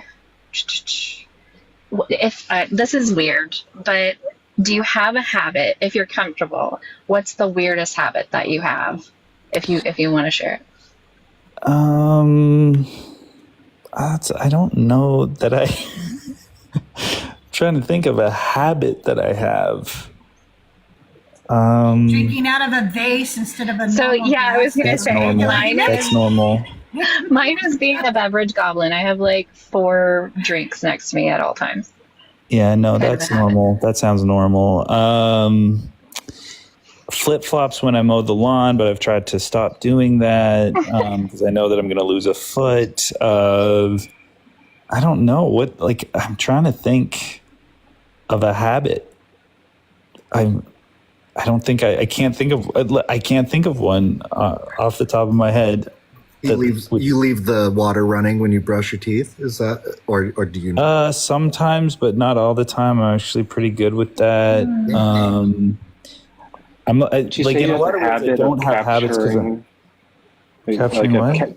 Capturing the hearts of your friends and loved ones. That's not a habit, though. That's just like a natural. I wouldn't call it a habit if it's just like is it? Oh, a bunny. You've got a habit of being cute. Like you wouldn't call that a habit. That's just like part of who they are. Right. I don't know. I feel like I don't do anything. Like I have habits, but they're not weird. That's fine. We'll be the judge of that. It's a weird question. And then my last one is, and this isn't pestering, but how's the dumpling making going? Like the little ceramic, are they ceramic or are they porcelain? Well, I think there's the same thing kind of. Ceramic is a type. I mean, porcelain is a type. Clearly, I know about pottery. I would say that currently, where I left it off was I was making a 3D print. Like I was making a 3D design that was going to get printed at the library so that I could make a mold. And that's just like a whole thing.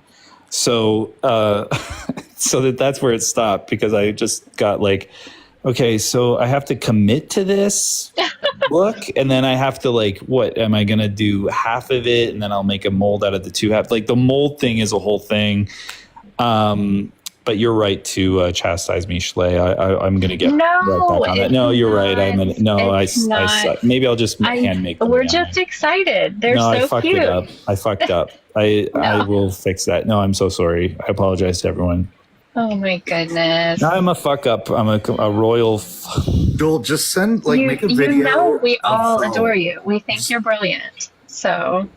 No, I got to get them 3D printed, or I just got to make more. I just made those onions, and they just look so stupid. I thought those were so cute. It's too high. No dumpling has high stocks on it. That's just ridiculous. So I gotta redo it. I'll just hand make them. There's too many opinions about what dumplings should look like here. I mean, a lot of them aren't even round. Like they're like folded in half. I don't know why why they're round dumplings. That's okay. Sometimes they get squashed. It's more natural and realistic. Yeah. All right. Well, I'll work on that. I'm sorry. Don't apologize. How much longer is this show? Isn't like a half. Here's the way I feel. Hey! Okay. I'm talking now. Sorry. Here's all I have to say, Joel. Is if making those dumplings takes away from you making content, fuck the dumplings. Okay. Good point. Totally agree. That's all I gotta say. Okay, Miko, how are you today? Did you have a question for Joel? Schley, you can stay up here if you want. I'm good. Yeah, I just had one question. So, Joel, the way you said "if you can" on your original ad was so funny to me. So my question is, why did you cut it out, and do you have any plans to bring it back? So specific. Like, if you can't, don't be a POSFF if you can. Yeah. The thing is, the old ad is still I still have it, so I can still play it, Meeks. So don't worry. The new one is just the radio guy, the cool radio guy. I don't know that he would say it that way. You know what I mean? He's just cool. So that's the problem. But you know what I'll do? I'll just play the old ad. You know what I'll do? I'll put the old ad into the Discord. You can hear me say "if you can" as much as you want. All right. That's all I wanted to know. Thank you. I aim to please. He does. He likes to fulfill people's fetish wishes, and we appreciate that about Joel. Miko, thanks for coming up. I'm going to go ahead and drop you down. Meza, did you have a question for Joel today? W in the chat for Miko too. By the way, Miko, did he make all the dumplings in your little dumpling sticker things? Those little cute dumplings? Meeks has made all those dumplings. Yeah, they're amazing. I actually have to add Miko more. to thank for that. Yeah, he's incredible. Okay, sorry about that. Go ahead, Mazo. No, sure. I actually want to thank you first of all. This is cool. I was going to do a joke about how we can start the show now that I'm here, but this is actually really cool to get to hear raw Joel, and everyone can get to know him a little bit. I think it's beautiful, and to get to hear some honest answers to deep questions is delightful. So, Joel, I guess I would say, are you free tomorrow around 2 p.m. for a short call? It seems like a lot of like a phone call, we just do a Discord. We were just you and I just having a conversation type of thing. Yeah. But I think you could probably do it in a voice message, and then I'll get back to you whenever I'm available. Does that make sense? Yeah, that works for me. All right. Cool. Thanks. All right. Thanks for asking, though. Appreciate that. Awkward. Lobes is back. Funny. I'm back, baby. Yeah, I've Welcome been meaning back, to. Lobes. Yeah, I'm done unpacking. I've been meaning to ask this, and there was never a good opportunity. And I remembered while I was changing the cat litter earlier. So we're really careful about what we say on TikTok, because TikTok is very sensitive about some of the stuff that we say.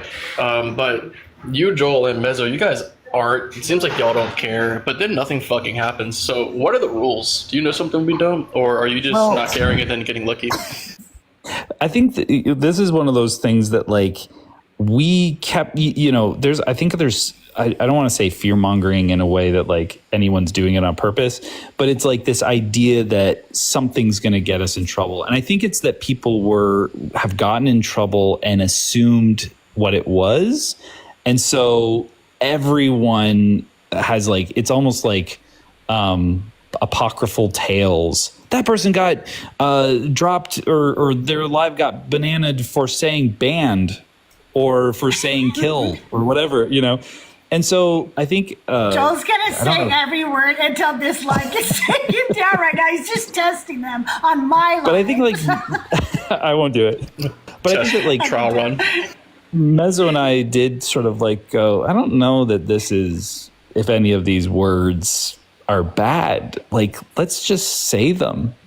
We're not. I think if you say I'm going to do unaliving to you, that's going to get that's a problem. And maybe the AI improved or something.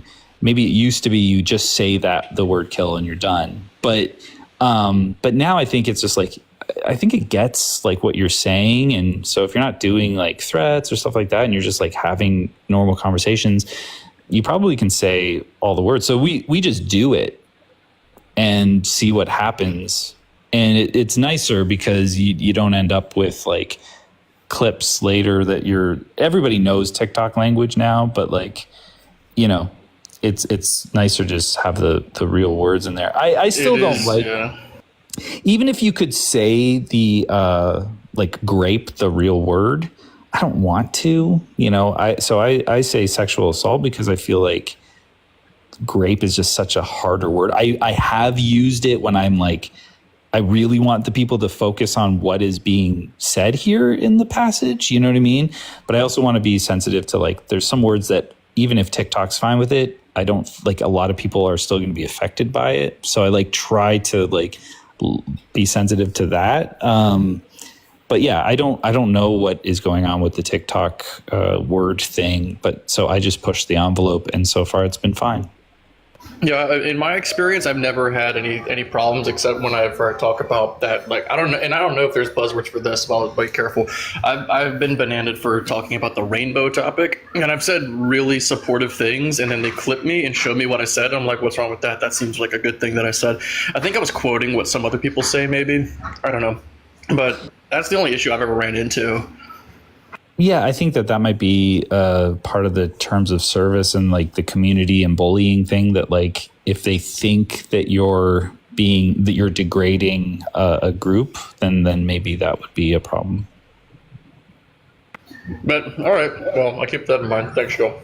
Yeah, no problem. I'm not a pro. I'm not a TikTok pro, but You kind of are. Hi, everybody. Hello. Hang on 1 second. I do want to say something real quick. You guys, there is 169 in here. Giggity. And we're not at 50,000 likes yet. Come on, give it up. You know you're enjoying the show, and tapping is clapping. Also, don't forget I have a gift goal. It really helps me to be able to do more lives, do more Decon Q and A's, and do more conversations with Christians when I reach my gift goal. If you guys can help out, that would be great. If not, make sure, though, that you are showing some love to my esteemed panelists. We always appreciate when people come up on the show. Thank you so much for being here. Thank you for the likes, the shares, all the new followers. I'm CrystalJae, and you are listening to Decon Q and A with CrystalJae. Crystal, the gifted. Okay, I'll pin it. I have to pin it when they're blocked, and then they open up to you. I don't know why. All right, go ahead, Ty here. Take over. Okay. Hi, Joel. Always good to see you. What color sweater are you wearing? Are you wearing your Hot Boy Hollister shirt? Just wondering. I'm currently wearing a skin color sweater. Ooh, that's sexy. Just kidding.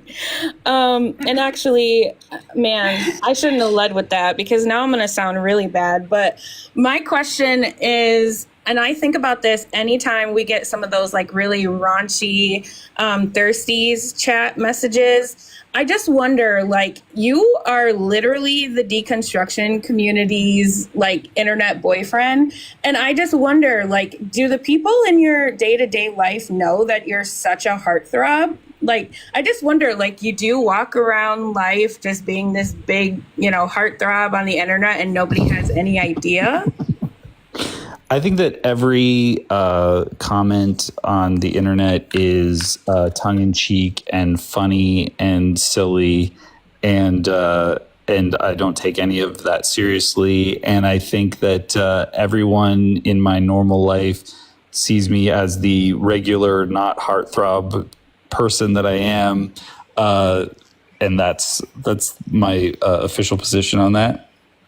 Well, you are sorely mistaken, my friend, but I will let you believe what you want to believe.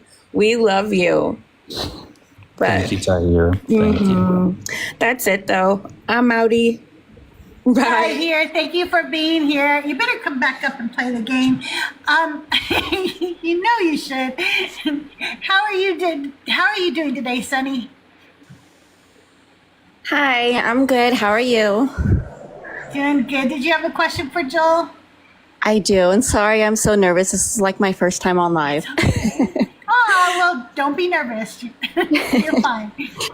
So my question is, I know you have quite a few tallies. Has any of those tallies been for somebody that came up and was like a full-blown, like crazy, like conspiracy theorist nutso? Oh, that's a good question. I don't know. I don't we joke about tallies. We have some people that come up and like tell us that we helped them sort of like get their head around certain things, and I had a good one where the woman, her husband would watch stuff and she really didn't like it, and then eventually that helped her see that like this stuff was called. But to like know the detail of like this was like a flat earther or like some sort of like wild like evolution is just a conspiracy of science to make that Satan is making people make Christianity seem like it's not true. I don't know that there was any of those people that we've deconstructed because they just haven't told us. Yeah. Well, like even like on the live, has it seemed like they've, taken in any information? Because I feel like most of the time they're kind of just crazy yelling at you. I'm just wondering if ever there's been anyone that actually seemed like they were listening and kind of like trying to take in at all.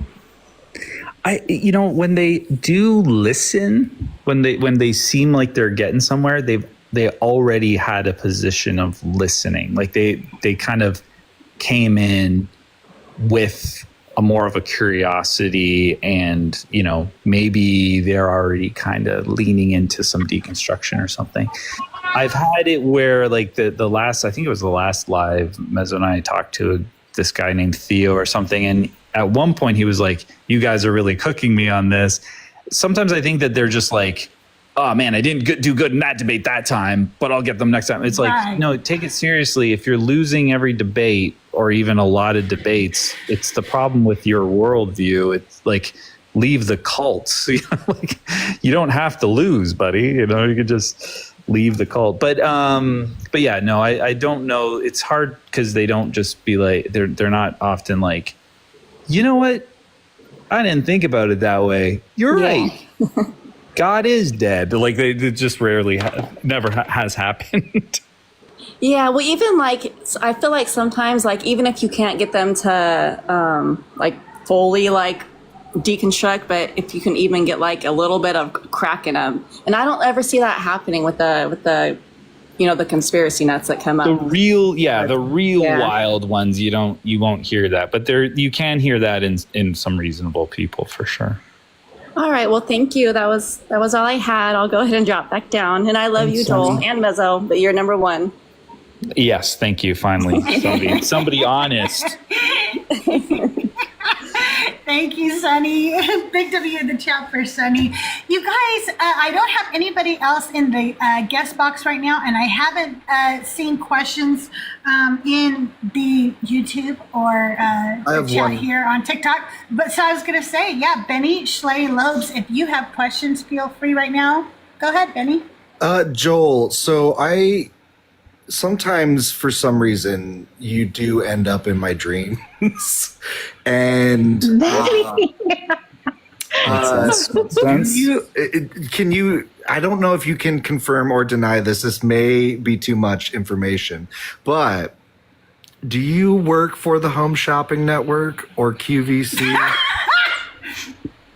I'd love to answer that, but do you want to answer it first because you like to answer all my questions, or who should take this one first? Me or you? Oh, called out. Who's the guest? Is it you or me? Who's the one that should be answering this one? Benny. Anyway, I don't talk about where I work, so hard pass. Okay, fine. You know what? You do work at the Home Shopping Network. Yeah, in your dreams, literally. Literally.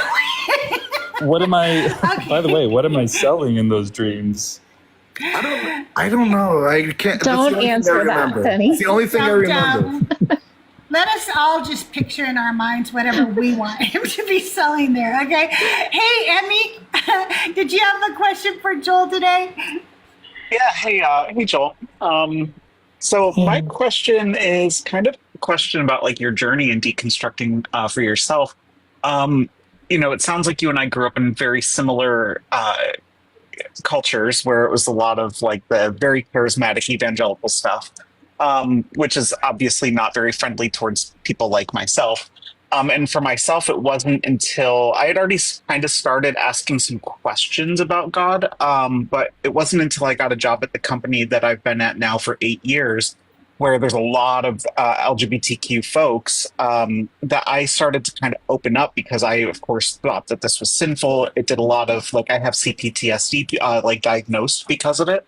And so I'm curious for you in your deconstruction journey, were you a Christian that was pro LGBTQ, because there are some of those, or was there a certain point at which in your deconstruction you were like, wait, this doesn't make sense? What was the order of it? Does my question make sense? Yeah, I was a raised bigot, so I had that rhetoric and ideology built in, and I wasn't actively hateful, but I certainly wasn't inclusive, and did believe it to be a sin.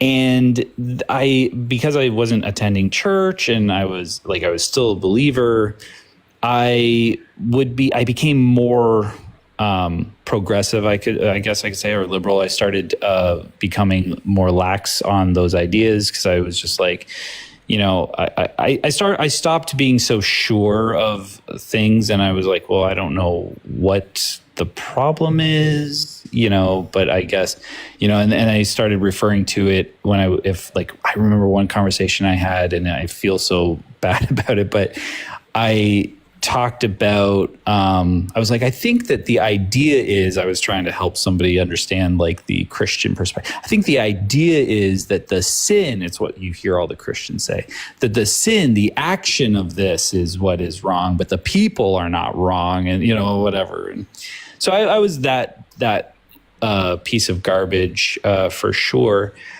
And it was before I totally rejected the faith that I was just like, my question was, what is wrong with it? Like, what could be wrong with it? And I remember asking my dad and going like, but what's the problem? Like, why is it wrong? Like, what could the harm be? And he was like, yeah, because it's just like people, if they just want to do whatever they want to do, you know, what's the problem with that? And I said, yeah. He didn't have an answer. So I was just like, okay, well, maybe there's nothing wrong with this.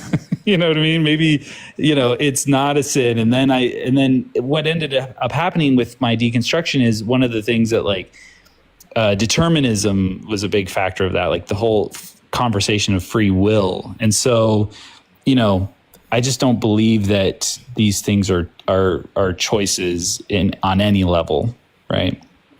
So anyway, I think it was kind of simultaneous to like, but I was already becoming a little less bigoted before fully deconstructing, but deconstruction was really where I was just like, became an ally, I would say. Yeah, thank you for sharing that. It's always interesting to hear from me, like where these things started to separate for different people, because we all have such a different experience with it. And yeah, for me, it was definitely when I actually got to be around people that kind of showed me a mirror for myself, that I started going, wait, okay, now I got to ask this question.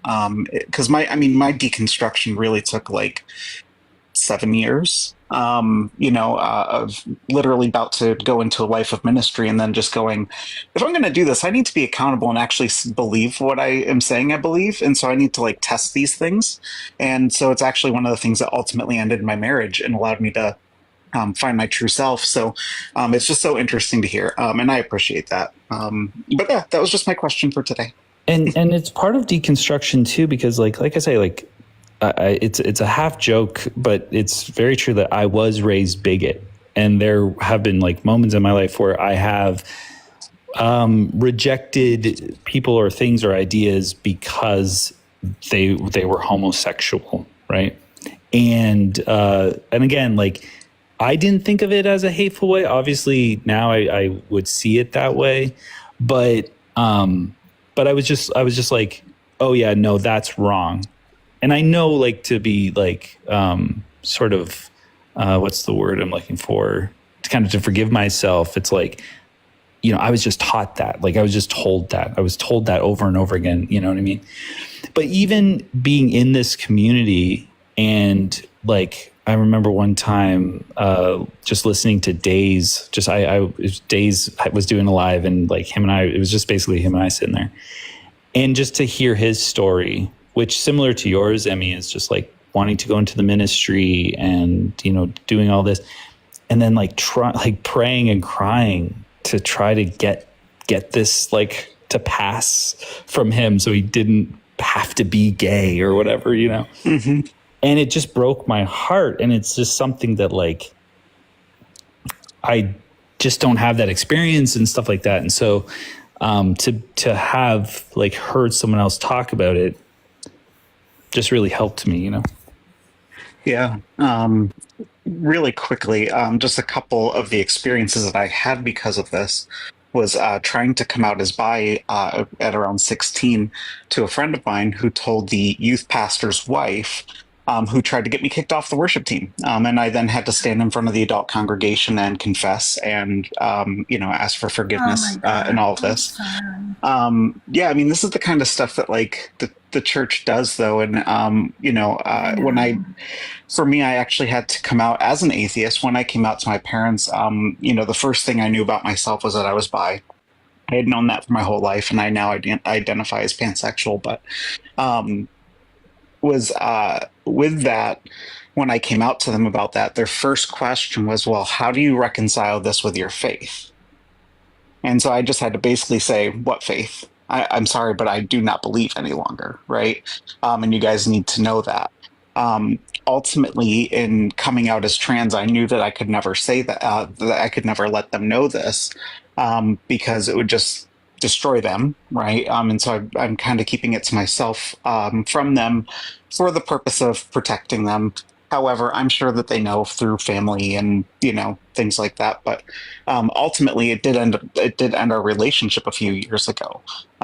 So it is really crazy how the folks that believe these things never really stop to think about what their what their problem is, outside of just a couple of clobber passages that tell them what to think about it. And I have always wished that my parents would at least stop and really question these things rather than just look to answers that affirm what they already believe. But that's what Christianity does to people. It feels like it's you sometimes have to ask the question, like, what is it? Like, is it the religion that's making them bigoted, or does the religion support their bigotry? Because it's like, there's a lot of people that you can show them there's no good foundation. I mean, there's some verses, but there's no good foundation to really be this like so bigoted.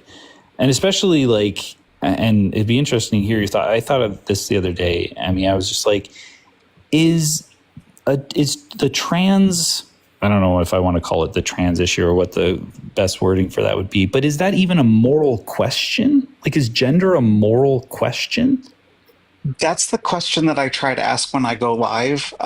Is this even like a moral thing, right? Because what is ultimately wrong about this, right? There really isn't anything. It's the same exact thing about being homosexual, right? And it's like you cannot make a justification for why there would be a moral issue with this. And then even looking to the Bible, there is just nothing there about people like me, right? There's just nothing. We aren't mentioned. Yeah. Except for a scripture that says that men shouldn't wear women's clothes and women shouldn't wear men's clothes, which is just such a weak basis. But I actually met the president of a lobbying group, a lobbyist group that literally lobbies against. I had to help this person at work who lobbies against, spends millions of dollars lobbying against my community, and their whole reason was because of that scripture about wearing different clothing, that they actually donate millions of dollars to political campaigns. It was crazy to actually have to have a conversation with this guy and find out what he did in real time as I'm standing there as a trans woman, very visibly trans. It was crazy. Anyways, I'm sorry. I don't want to, Crystal, I didn't want to like take up a ton of time or like make this about me in any way. That wasn't my intent. Listen, everybody is enjoying it because people are learning, and I think these things are important. And so please, no, don't worry. Just you are having a conversation with Joel. You finish your conversation. Yeah, I'm sorry. I am a little elevated too, so I feel like I did ramble off. But I appreciate the space to do that. And thank you for letting me share all of this with all of you. I just hope that, maybe someone else can hear this, maybe, at this point, since I've talked so much, maybe someone out there is hearing this that is really concerned about this, this dynamic of coming out about your faith and your identity. If you're hearing that, like, know that there are people out there who have been through this. You're not alone in that. And it can be scary, but it kind of ripping the Band-Aid off all at once, if you feel like it's right for you and your family, and just laying it all out there at once might be the best way to just kind of get it out, right? Because even though it's going to feel like a big betrayal, ultimately for you, you're going to go, I'm finally me, right? Everybody knows. The most important people in my life know exactly who I am. And ultimately, the most loving thing I can do for them is to let them know the real me and let them make their decision about how they feel about that, right? Giving them the opportunity. Yeah. So that was my approach to it anyways. And unfortunately, I found out, the hard thing.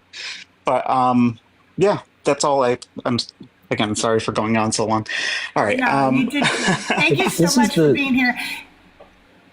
I was going to say, this is the beautiful thing about the deconstruction community is that like we come in here from our own lived experience of what this cult did to us and what we find fake about it. I feel duped and like I feel like my upbringing was a sham. We were like so involved in this thing and so much extra stress because of it. Nothing to the extent of having to stand up in church and do the things that they made you do, Emmy, but to listen to you and all the other people who have been through totally different and absolutely brutal experiences, it is just like that fuel to the fire of like, we have to stop the cults. Like it's so dumb. It's such a failure. It's so vapid. It offers nothing. And then look at this like world of hurt that it causes. It just makes you angry and it motivates you to do those things. And so I'm always grateful to hear those stories, and I'm sorry that you had to go through them. But they are very like helpful in like seeing all the other harms that like I wasn't there for.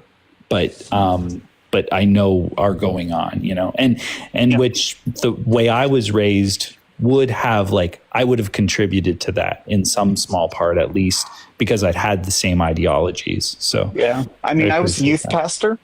That's the thing. I was a youth pastor and I preached the same stuff that, that my parents did.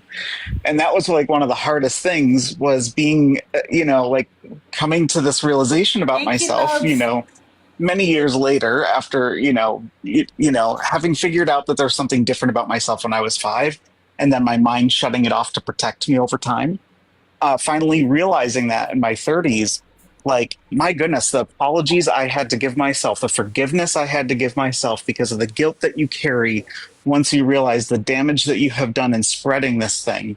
And that is why I am so passionate about it. That's why I spend so much time in lives like all of yours, is because I'm trying to learn. There was a lot in me that just kind of like realized how bullshit everything is. And I just shut it off for a long time. And now you're helping me learn through these things that always I have to go back and pick through my memories because I don't remember much of my childhood because of these things. So you guys are helping me pick through things that I kind of always wondered. So I really appreciate this community so much. I'm very self-conscious right now because, like I said, I'm a little bit elevated. I'm going to go ahead and drop down, but thank you for having this conversation. And I look forward to spending more time with y'all. So you guys make sure you drop Emmy a follow and also a big W in the chat for Emmy. Emmy, thank you so much for being here. We really appreciate you. Thanks for sharing. Thanks for having me out. That was an amazing conversation, guys. I just wanted to make sure I put in the last thought on that little conversation. I just want to say, I absolutely love Emmy. Welcome, and that Denise was so and- inspiring. CrystalJae. I'm just picking on all of y'all. Hi, Denise. How are you? Hey, everyone. Can you hear me? Yes. Okay. So I just came up because I have a question for Benny. Oh, okay. I'm Well, this joking. is... I'm totally joking. So I just wanted to say, well, I have a question for Joel, but I have a comment to Emmy if they're still in here. So I was raised bigot too, but not because of religion. Like my mom's just super bigoted, but with the transgender issue, I I find like a good kind of stopper or whatever is because what a lot of times they do is say there's only two genders. And so what I say is, okay, so if someone's transitioning from female to male, then what's the problem?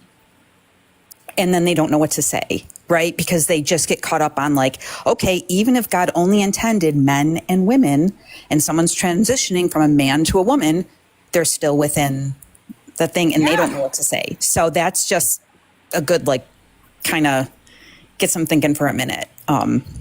But anyway, hugs for Emmy.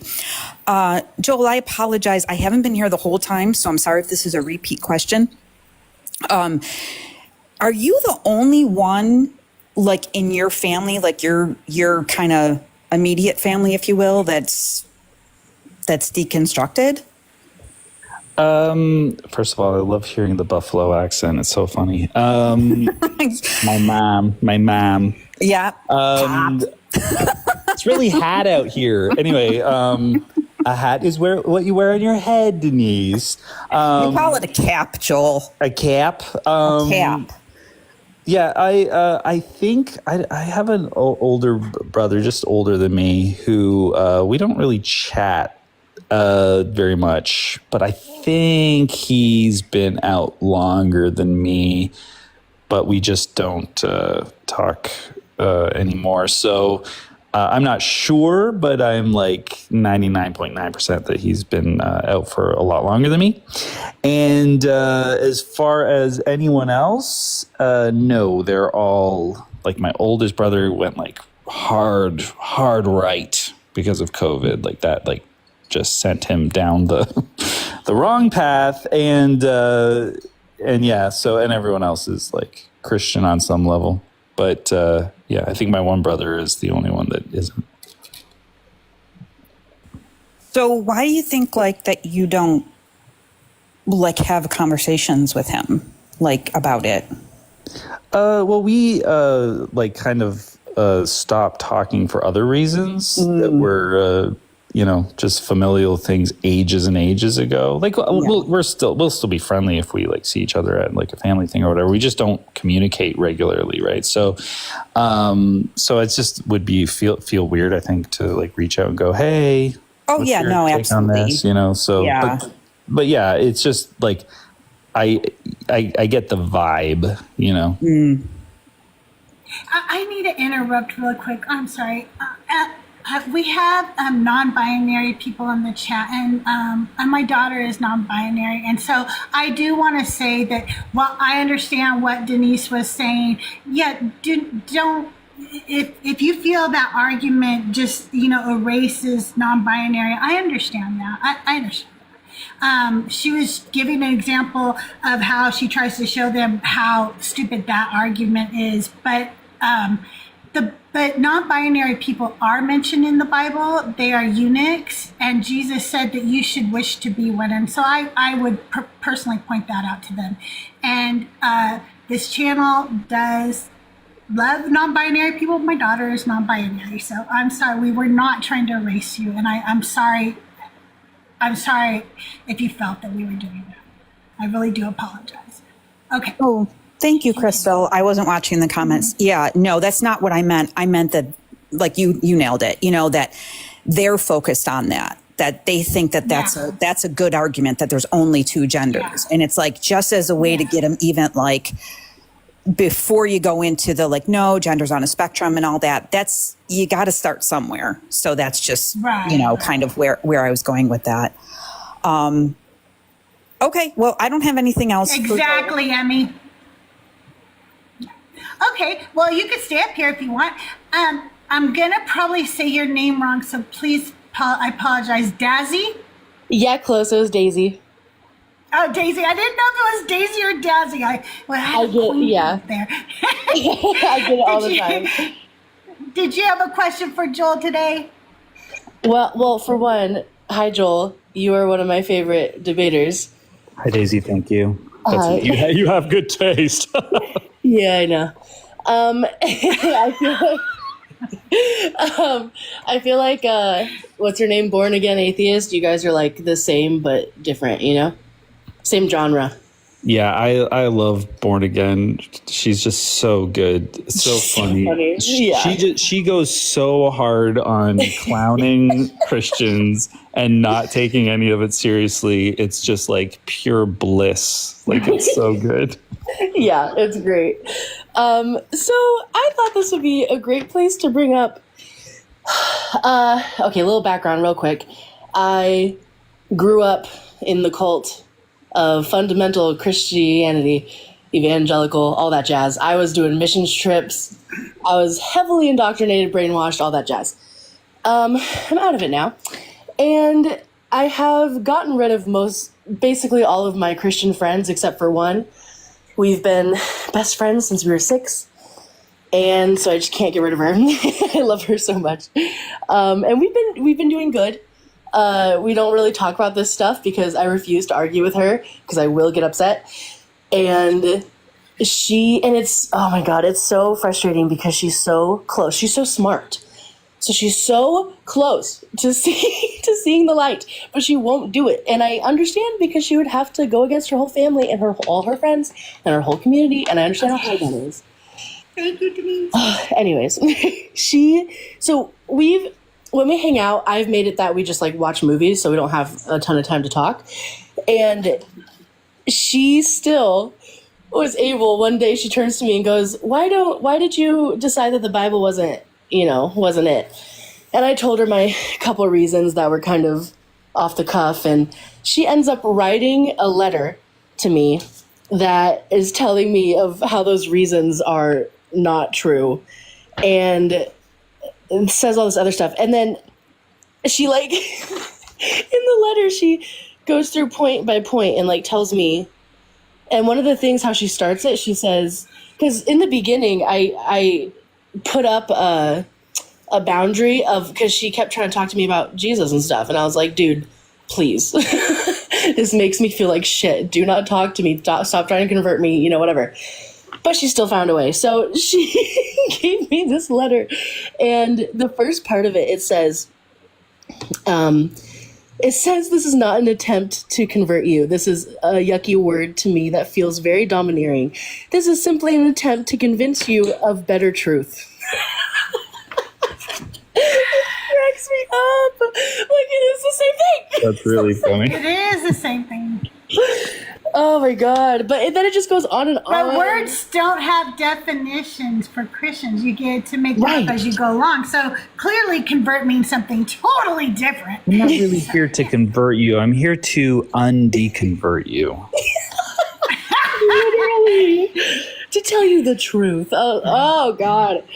And so she goes through, because my first point was that because this was the undoing of me, was when I realized that people say that Moses wrote the first 5 books of the Bible. And then I was like, well, do we have any evidence that Moses existed? And I'm like, he just heard this from God and wrote a book. So this is no better than like Mormonism and Jehovah's Witness that we make fun of. Like, how is this any different? And that led me on to my deconstruction journey. And that's what I told her. And she said that, she's like, no, we know who wrote the Bible. What'd she say? Let me see. She said, blah, blah, blah.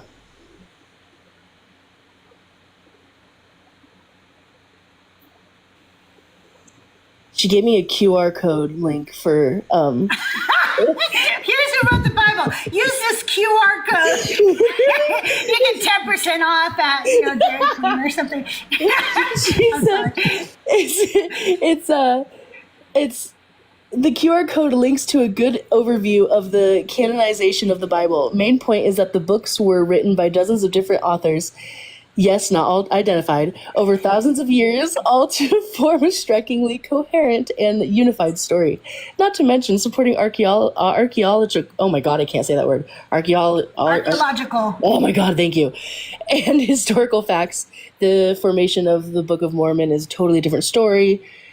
Whatever. And I haven't watched the video yet. I haven't even fully read like to the very end, because the second point of me not being a Christian that led me to that was I met my best friend Colton, and he's has never been Christian, never believed in God, and he happens to be gay. But I didn't even say that. She just knows that he is. But I said, he's one of the best people I know. And I was like, he's going to go to hell forever? How is that an all-loving God? I don't understand. And she took that and thought that I was saying that he's going to hell because he's gay.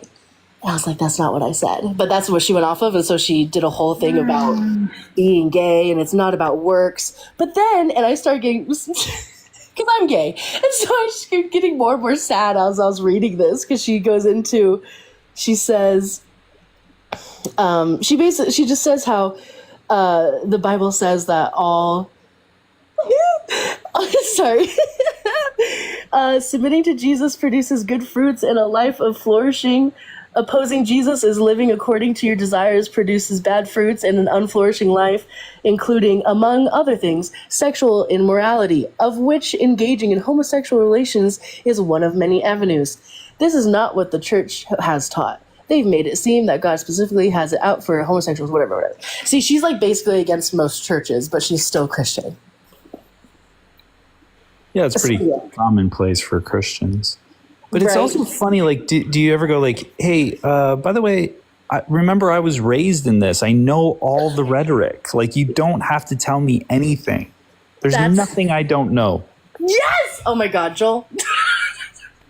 Sorry, I screamed at you guys. But yeah, that's literally when I first was like, okay, I'm not a Christian anymore, and everybody kept wanting to argue with me about it and kept on, and then they start spewing the rhetoric that I have spewed my entire life, and I just kept, and that's the thing that would make me feel shitty, is I just stop them and be like, I already know what you're going to say. I know what you're thinking, feeling, everything. I have been there and I've done it. I've been on that side, and you know that, so why are you trying to do this to me? And yeah, I did that to my parents. Just say it with them. Like, as they're saying it, just like get on to the like just rhetoric and just like say it with them. For God so loved the world that he gave, you know, it's not a religion, it's a relationship. Just say all this stuff as they're saying it. And then, you know, they'll cry and you can go home. Yeah, I could do that. See, with this, I'm going to reply her letter. And I want it to be, I want it to be so, like, just like factual and things that she can't answer. And then we'll see what she does, because I have no idea. There's another part in here that I wanted to clarify with her, because she said, blah, blah, blah.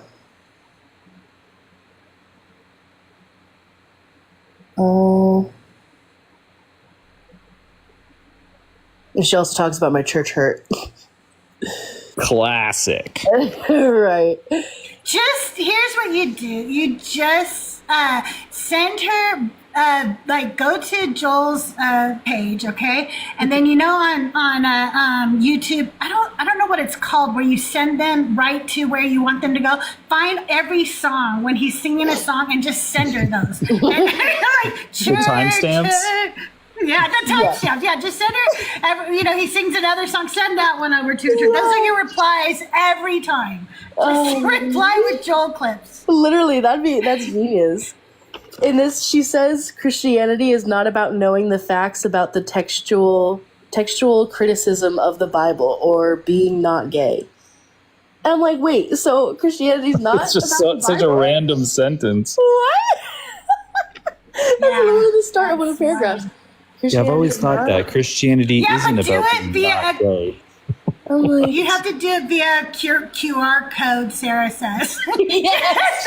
A QR code to timestamps of Joel's video. Oh my God. I could do like a whole paragraph, like nice MLA format, but then after whatever sentence I say, and then put a little QR code for his song, and then as she goes through the letter. That'd be awesome. I might actually have to do that. Do you guys? Oh, you got teacup. Maybe you got a call? Yeah, that was for me. Oh. I forgot. Do you guys have, what's it called? Good sources for me to look at to, give her my sources? Are you in the Discord? I'm not. Okay, if you go to the link in my bio, because I have a really beautiful link tree. It's actually the link Joel's is also in my bio. It's in my bio. It's in my tree. Actually, mine's laid out nicer and it's orange. I created the link to just be able to. It's discord.gg. Splash not in my on bio. JCT. Nico, But I how have the dare best you? bio, and there's all different kinds of ways you can It's not a very support clear my font. That's show. the problem with Crystal's. Mine is a lot simpler and it looks nicer, so just go to mine. Also in my bio. Yeah. Oh, Seth said that he has a link. Seth! Maybe we Hi, should all Seth have Zipper. Seth comment and we'll pin Seth's comment so that we can follow. Denise is down there muting everybody for me. Daisy, I have 2 Discords in my bio. Mine and the Deconstruction Junction Discord. And in the Deconstruction Junction Discord, we have a resource area, and it is full of information. We also have another channel where called Deconstructing Deep Thoughts, where people put out things, and there's even one about different arguments that are brought up regularly. So make sure you join the Discord, okay? Okay, yeah, I so will. Thank you. I'm glad I got to share this letter with someone. Thanks for coming up. We really appreciate you. Yeah. Have a good day. Honestly, Daisy, if you're comfortable sharing the letter, like if you want to redact some personal information or anything, the Discord would probably love to tear it apart. Yeah, put it in my So love you. channel. Okay, yeah, I'm down. I'm down. Okay, thanks for being here, Daisy. Have a good day. Thanks, you too. Bye. Mika, did you have another question? Yeah, I had another quick question. First, I just wanted to say thank you, Emmy, for sharing that. That was really special and powerful. Many of you know that I'm a conversion therapy survivor, and so it just meant a lot to me to hear your story, and yeah, thank you for that. But my question for Joel... Wait, while we're talking about Emmy real quick, I'm sorry. Emmy, if you're in the chat, people over on YouTube want to know if you have a YouTube, and if so, what is it, so that they can subscribe to you. They are asking over on YouTube. Sorry about that. Go right ahead, Nico. Yeah, so my question, Joel, was it intentional when you stopped using Tickled by a Feather for the entire run of the BBD bingo game, and then started using it again on the very live immediately following the end of BBD bingo? Was that intentional? And why were you sabotaging me? That's really funny. This is a problem. I never looked at the bingo cards. I was a very honor system. You know, I'm an honest person. I would never look at the bingo card. I do not know what was on there. So that is the first thing. Second thing is I love to mix things up. And I think I was doing Tickled by a Feather a lot. I was running that argument a lot. And so it just coincided that, you know, I tried to do something else, or went to a different, some different talking points. So that is just unfortunate. But yeah, you're right. Maybe I should have been generous and because I should have assumed that it's on there. So I want to apologize to everyone. But how do you even ground the honor system? I ground it in. I can verify. He was like, I never want to see the cards. Yeah, I said, do not send them to. And I even got mad if people posted them. I go, I don't want to see this. That's why we made a new bingo channel in the dumpling server. But I ground my honor system in reality. So if the thing that I'm saying is true to reality, then it's honorable, and then that's the system. That's how it's grounded. Does that make sense? Yeah, I guess so.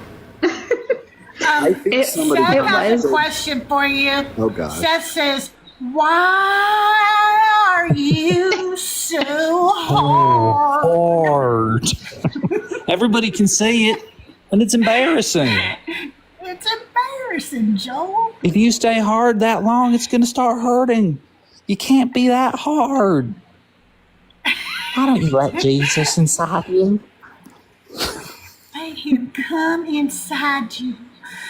Does anybody else have any questions for Joel on the panel right now? I was just going to say it was really funny how we made the bingo and then all of the topics that we had been used to like hearing, even in Mezzo's lives, changed. Like it was like the shift happened as we, That's so we funny. kept having to add new, new things that you guys were adding and trying to keep up. It was very chaotic. Look, guys, we and this is Mezzo and I. It's a gift from us to not always say the exact same thing every single live. We try really hard to not do that, and that's why we were developing new arguments, new things. Because, like, imagine all we ever did was, tickle by the feather time. I mean, I know Mezzo does the Amalekites every time because, like, he's not as creative as me, but the dynamic duo. Denise had a question for Benny. Denise wants to know if she can ask Seth a question. Before you answer that, let me just respond to Tahir, I love you, and to Hannah, I just felt like it was a good stopping point. Go ahead. Anyways, Seth. The fuck happened there? The fuck just happened? Sorry. Oh my fuck was I? God. What? That was not me. That was not me. That was Seth, actually. My hands I believe are that was Seth. nowhere near- And Seth said that I can answer for him. Oh, okay. Well, she doesn't really have a question. Oh, She's just damn picking it. on you. But and Seth's right there in chat, so he can answer for himself too. Anyway, you guys, it's time. It's time for everybody's favorite. You need to make me a jingle for this game, Joel. I need a divine or decline jingle. Well, if you can play it through, I'll make you a jingle, but I'm just worried you're going to hold your phone up to the mic or something. I'm gonna hold my iPad right here but I'm getting a new computer, and then I'm gonna get a little soundboard and stuff like Okay. that. So, All right. yeah. Okay, all right. Are you guys ready? Miko, Schley, Benny, Joel. Is there anybody else who wants to join us? I think I have room for 2 more people, I think. If you want to come up and play Divine or Decline, it's the game everybody loves to hate. I'm going to read a phrase, and if it is from the New American Standard Bible, which is copyright free, you're going to say divine. I can say it. And if it is from the Quran, the Book of Mormon, or if it is made up by me, it is decline. And there are no points. Everybody loses. That's just the way we play the game. So, if you're ready, we're going to start with etc. We're going to go down the list, and here we go. Everybody ready? Okay, everybody ready. Drink some water. Don't be nervous. Here we go. For the Lord is our judge. The Lord is our lawgiver. The Lord is our king. He will save us, etc. Oh boy. Decline. All right, Shannon. I'm going to say decline too, and I just wanted to come up because all my favorite people are here, so I needed to be involved. I'm so glad you came up because you're one of our favorite people. Okay, Miko. Was the word etc. part of it, or is that just added to the end? Did I say etc.? Well, etc. was the first person. Oh, I'm sorry. I thought you were saying that at the end of it. Okay. No, okay. That's where we get etc. from. Sorry. Yeah, it's from the Quran. I mean Bible. That was hilarious. I'm gonna say decline. All right, Schley. Decline. Hey, boy. I'm going to say that I am so happy to be here with all of you. To answer the fucking question, Ben. Shannon and Miko, you two are like low-key the funniest. Answer the fucking question. Like, what are you doing? And I'm going to You're obfuscating. decline. He was obfuscated. Crystal, I can't remember it. Okay, ready? For the Lord is our judge. The Lord is our lawgiver. The Lord is our king. He will save us. I'm going to say decline as well. All right, that is divine. That is Isaiah 33:22. You are so tricky. God damn it. Okay, number 2. And he stretched forth his hand upon the water, and it did bear him up, and he walked as though upon a plain path, etc. Oh, geez. I'm going to decline again. Okay, Shannon. That's not fair if you made it up, because like you're using a real story and then just changing the words. I know, it sounds so real. I have objection. Like the Mormons and the Muslims didn't do that? Are you trying to tell me what? Yeah, I'm gonna say decline. Mika. Decline. Okay, Schley. Oh shoot. I feel like I need to be contrary. I'm gonna say decline. I don't know. Okay, Benny boy. What was it about like bare asses? What? Yes. Yeah, that was your OnlyFans commercial earlier. Yeah, he slapped his rod across the bare asses or something. Oh my. Yeah. And he stretched forth his hand upon the water, and it did bear him up, and he walked as though upon a plain path. That sounds too Mormon. I'm going to decline too. He put his hand across over the water. Yeah, he did.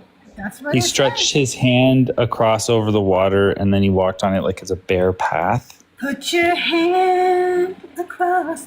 First of all, I'd like to change my previous answer to divine, and then this one I'm gonna say divine just to be. At first, I thought it was the Moses thing, but now it seems like the Jesus thing. So divine. It is decline. That's just made up. God damn it. Hey, you guys, while playing, please try to help me reach my gift goal if you can today, and make sure you keep tapping and doing all the good stuff. But yeah, that was decline. Okay, number 3. How did it work? Like it did. Did he not get the path? Like, was it not a bare path, or like did it not support his feet, or? Like in the real story, what happens? Oh, in the real story, he doesn't put his hand on the water. He just walks on the water. Oh, jeez. I thought like it was December and it was up in Northern California, so the lake was frozen. Yeah, I'm but pretty they sure don't tell you that part. They all woke up and they're like, "Wait, where'd Jesus go?" And like he was halfway across the lake or something, and they're like, "Holy shit!" And that's it. Yeah. He was just walking or floating. Yeah. Just on his back. Out walking after both? midnight.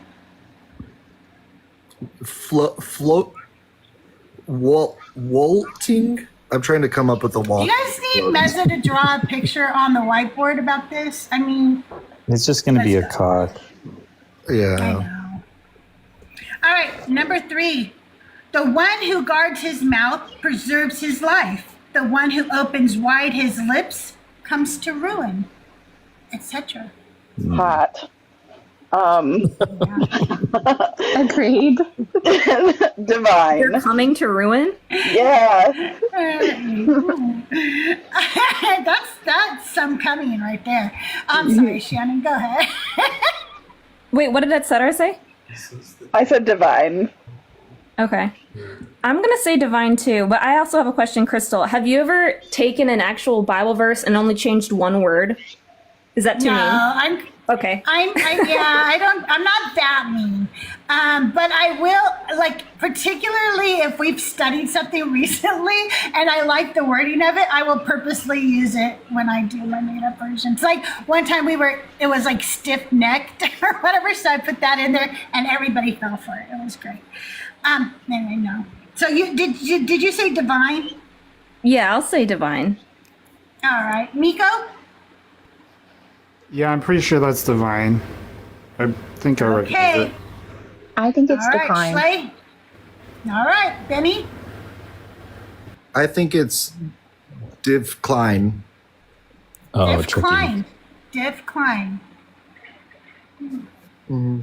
Okay.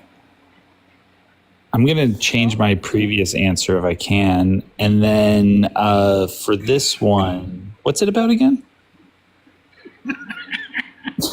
I forgot. Proverbs 16:30. No, it's not. Oh, yeah. It's opening your mouth. And, I've been to Pompeii, Yeah. but I don't remember coming in the ruins or coming to the ruins. Then you missed something. You really did. You should go back. Bucket list item. Got to go back there, yeah. I'll say divine. Okay, well, that would be divine. That is Proverbs, but it is 13:3. Thank you so much, Seth. Look at me. That was totally cool. Okay, I knew I read that in the middle of the month. Yeah, that sounds right. Oh, I have to pin the gift goal, huh? Oh, I'm sorry. It only lets me do it so often, too, so I can't right now. I'll do it in a little bit. Okay, and those who believe and do righteous deeds, we will surely remove from them their misdeeds, and will surely reward them according to the best of what they used to do, etc. Decline. Read it again because I hated that sentence. I hated reading it. Okay, so, and those who believe and do righteous deeds, we will surely remove from them their misdeeds and will surely reward them according to the best of what they used to do. I don't think that's the Bible, but it sounds like another holy book, so I guess is it divine for any other holy book too, or is it decline? No, only the Bible. Only Okay, the Bible well is then divine. decline. Okay. All right, Nico. Yeah, that sounds like it's trying to sound old, so it sounds Book of Mormon, so I'm going to say decline. Okay. I think it's Mormon too. Decline. Okay. Benny? I'm not sure, but I think it's a decline. Okay, Joel. Yeah, I think it's also the Quran, so I'm going to say decline. It is the Quran. It is 29:7. Good job. Good job for all of you who declined that. All right, here we go. Blessed is the man whose lamp burns continually before him, for his house shall not be left in darkness, etc. Decline. Cool. That's so tricky. I'll just say divine. I might be ruining my streak here, but I'm going to say divine. All right, Nico? I think that's decline. All right, Schley? I'm going to stick with Shannon and say divine. I don't have a reason. That's it. Just Shannon. Solidarity. Okay, Benny boy. Sounds hot. I'll say divine. Okay. I think this is one of your sneaky make-em-ups. I'm going to say decline. Wow, Joel calling me out like that. That was decline, and I did make it up. Oh, dang. I'm not even mad. Sorry, Schley. Okay, here we go. Let me see if I can pin that for you guys. Oh, wow, that is so cool. Oh my gosh, thank you so much. That is really cool. All right, here we go. For where your treasure is, there your heart will be also, etc. Decline again. All right, Shannon. I feel like I've heard that before, so I'm going to say divine. All right, Nico. That is divine. All right, Schley. Benny. Well, like a Bette Midler song. Yeah. So, where your treasure is, there your heart will be, heart will be, heart will be also. Yep. Okay. Divine. Okay, Joel. Like I just quoted it back to you, so obviously it's a memory verse. It's a divine. Oh, I am so sorry that I made you play the game, okay? I'm so sorry. Yes, it is divine. That's Matthew 6:21. Okay, one time I want to play the game where I give you bonus points if you could tell me where it comes from, but that's another day. Okay, and the multitude did gather at the river, and they rejoiced with exceeding gladness, for their burdens were lifted, etc. Decline. All right, Shannon. I'm going to say decline because I have no idea what Bible story that would be. Okay, Nico. Decline. No reason. All right, Schley. They gathered at the river? Yeah. It's a multitude. The river, you know. The river. A river. Shoot. Divine. Okay, Schley. Benny? Because I betrayed her last time. Decline. Joel? Okay. Yeah, I'm declining too. Okay, that is decline. I made it up to try to sound like the Book of Mormon. Well, that's a double bluff. That river sounded so official. Damn it. I think I have a solid point. Okay. And do not kill the soul which God has forbidden except by right. And whoever is killed unjustly, we have given his heir authority, but let him not exceed limits in taking life, etc. Divine. Shannon.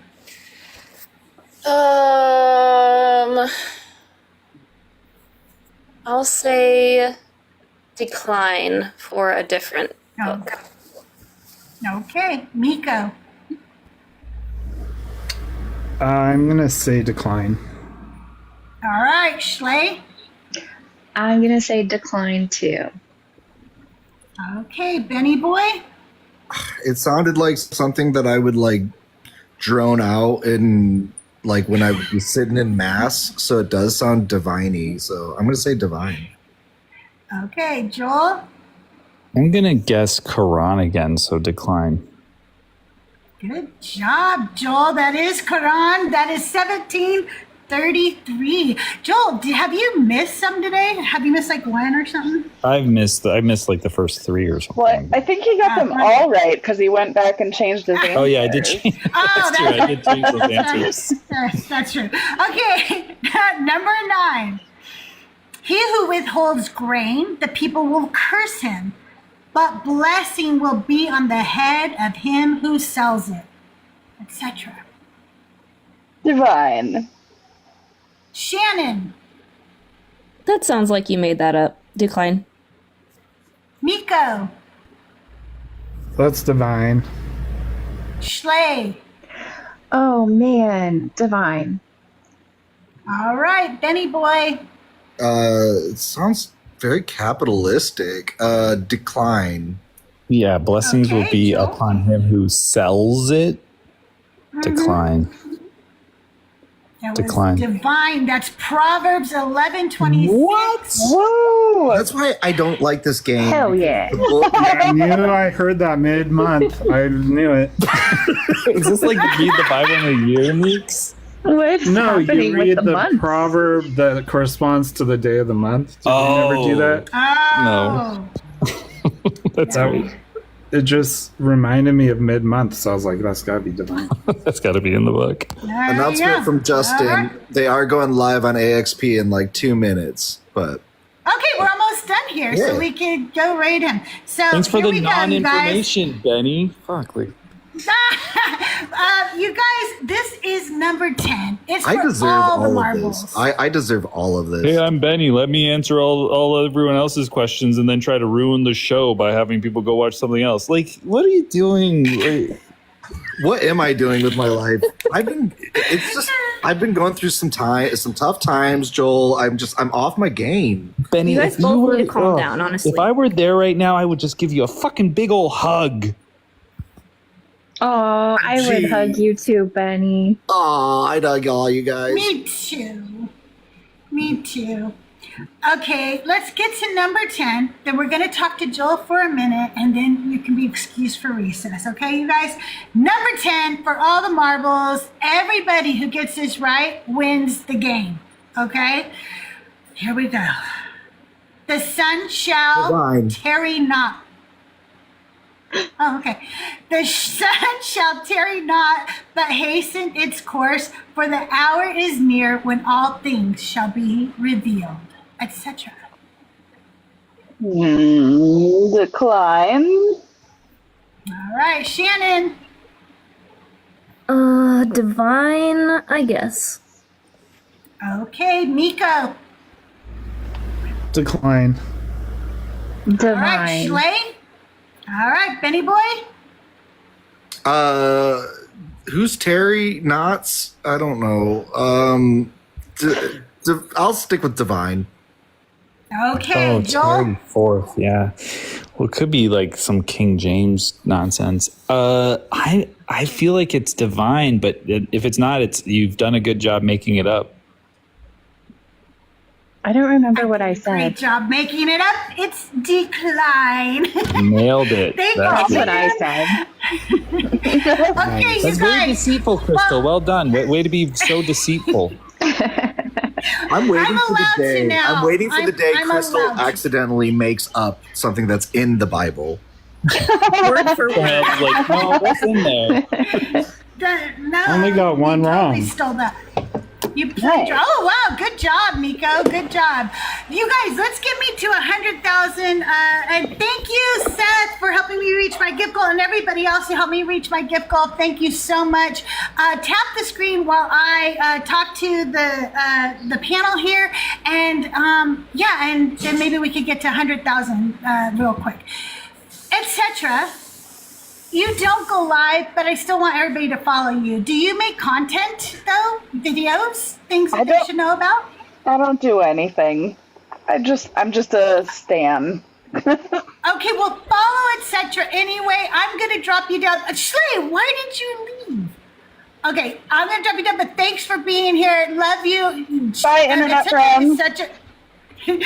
She's such a big supporter of everybody. I'm going to drop each of you down as I say goodbye to you. Schley and I have been going live together, so make sure you're following Schley. She can't go live all the time. Pretty soon she's going to be back in school doing her nursing stuff, which we're so proud of. But when we do go live, she's amazing. Schley, how are you today? I'm good. I didn't mean to drop, but I guess it's good because now I'm on top. Hey. Yay. Is there anything else you want to promote, ma'am? Just everybody here. You guys are amazing. Thanks for having me. This was so fun and lovely. And yeah, that's it. Thank you for being here, you guys. Schley the Day. Make sure you're following her. I love her. And Shannon, I want to thank you so much for coming up on my shows. It makes me feel so honored that you come up here, and I'm so happy you're here. Do you make content, or do you go live, or are you planning to? Anything we should know about you, Shannon? No, I don't have any content. I don't have anything to offer, really. Just support for you guys. Tapping the hell out of the screen. Yeah, coming up on your lives specifically. So if anyone ever wants to hear from me, I'll be on Crystal's live. Other than that, you know, I'm bouncing around the Discord. I'm hanging out with Schley, my best friend.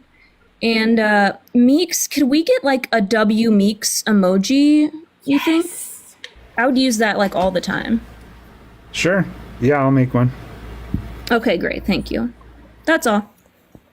Thank you, Shannon. Thank you so much for being here. If you guys don't know, Shannon and Schley like totally take care of all the freaks and dumplings. They're amazing.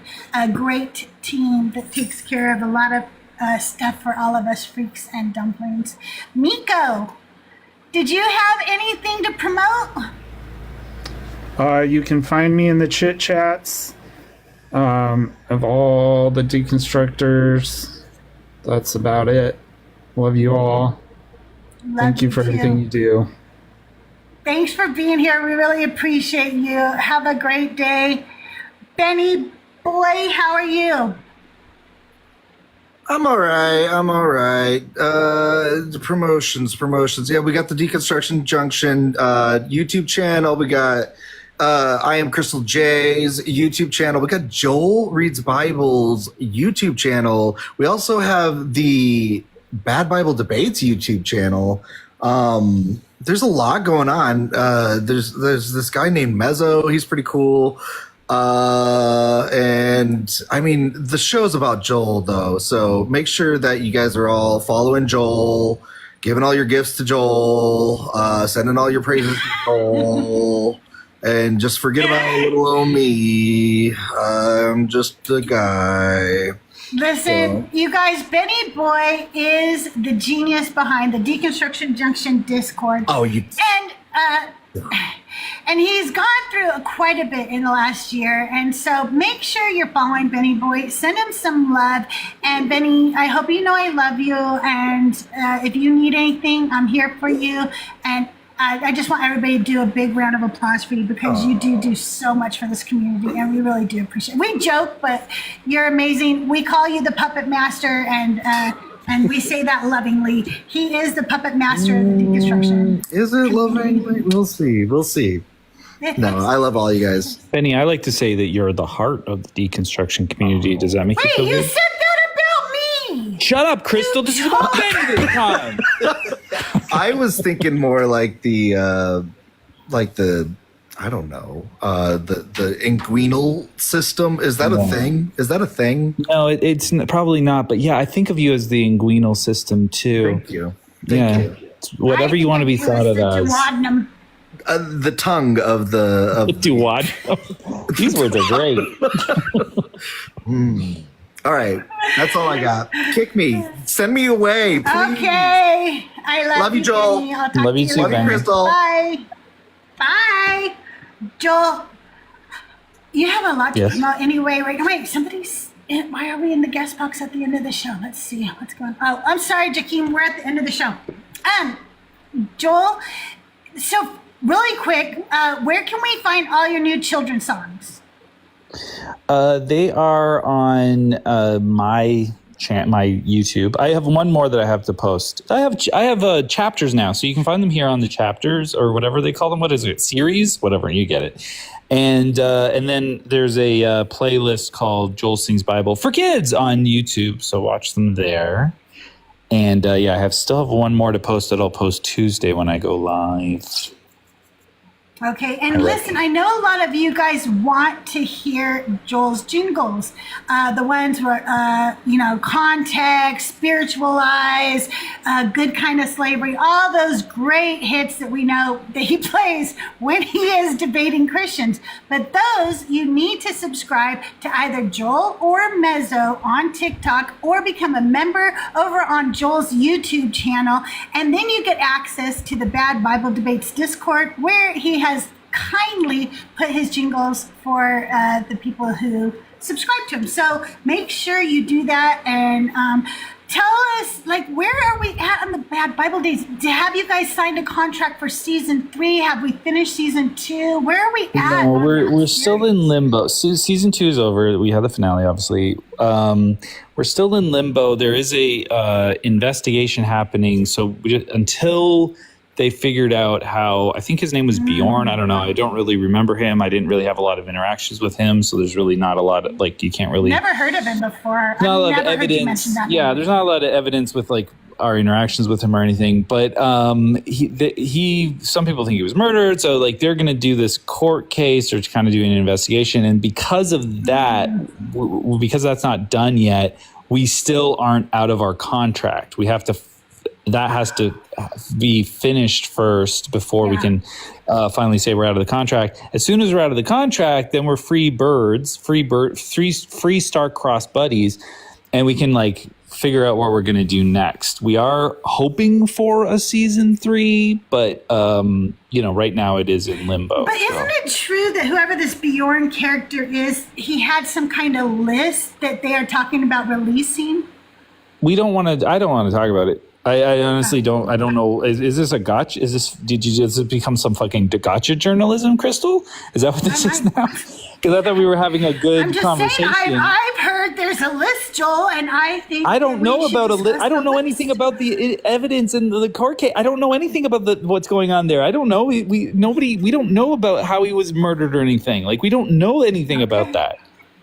All right. Like, just move on from it, Crystal. Okay. I don't know why we're talking about this. I'd like to promote Mezzo WS _WS. He has he does YouTube, TikTok lives. He is on YouTube. Please subscribe to him. He is very funny, and then he does Mezzo Music, which if you go to his Discord, TikTok, you can find his link tree and go and check out his music and go check out all of the things he does. He's very, very good. So, and he's my best friend. And that is your best friend right there, That's Mezzo. right. Okay, when are you going live again, Joel? I'm going live again tomorrow with Joyful. I'm going to be on JA Debates as co-host. And then after that, I'm going to do my own live on Tuesday night. That one's going to be one of the big ones. It's going to be one of the big ones. Awesome. Okay, well, in all seriousness, I want to tell you that it has been such a pleasure to get to know you over the last year or so. And I want to thank you so much for always supporting me and coming up on my little show and doing the Q and A's with me. I really do appreciate it. You bring me a lot of joy in my life, and you've taught me a lot. And I'm really glad that in this crazy world we live in, our paths somehow crossed, and I got to meet you and be a part of all this. I find it silly but educating too, and it's just amazing. And I'm glad I got to live in this time zone, if you will. Well, I feel the same way, Crystal. Like, the whole community has been a huge thing for me. Well, I've said this many times, but it was something I didn't know I needed, but I certainly did. And it's been such a gift to me to have people, a growing community of people who are so supportive. And you were like there at the ground floor of what I was doing, and just so supportive of me and everybody. But such a huge heart. You have such a huge heart, and it's been a gift to me to have you in my life as well. So thank you for everything that you do, and to have this kind of space, and to again, just have been supportive, like when I started. And of course, I want to shout out all of the dumplings that come in and support the heck out of the every live, and by subscribing and membershiping and being in the Discord and chatting and tapping and talking and all the things. Like, it's crazy. Like, Mezzo and I have talked about this before, just like in passing, where like we've done a lot of things over the years where we've been creative, making music or this or that. We've never had this kind of success at anything we've done. And it's because everybody, all the dumplings and you and the community have been so supportive of us and so welcoming. And we're fun, we're funny, we get that, but it's really the community that has pushed us out into the world. So thank you to everybody. I really appreciate it. Well, we really appreciate you, and I appreciate all the dark crystals out there. You guys are my supporters, and I appreciate you. And to let you know that this week, my son-in-law has jury duty, and I'm the chauffeur, so I'm not scheduling anything this week because I will have to be on call for that. But Schley and I have talked, and when I'm available, I might do some pop-ups during the week for conversations with Christians. And let me tell you when the next Decon Q and A with CrystalJae is real quick before we go. The next one is, you guys, the next one I have scheduled is September 2nd. And my special guests are Lortz E and Mackluster, the power panels. So if you guys have enjoyed listening to them on panels, make sure you come and support them, come and ask your questions. Joel, thank you again for being here. I love you. You guys in chat, thank you so much for being here. Over on YouTube, thank you so much for all the views and shares and likes and gifts. We love you. Now go raid Justin and tell him Joel sent you. All right? Have a great day and see you around the mean streets of TikTok. Bye. Love you. Love you too.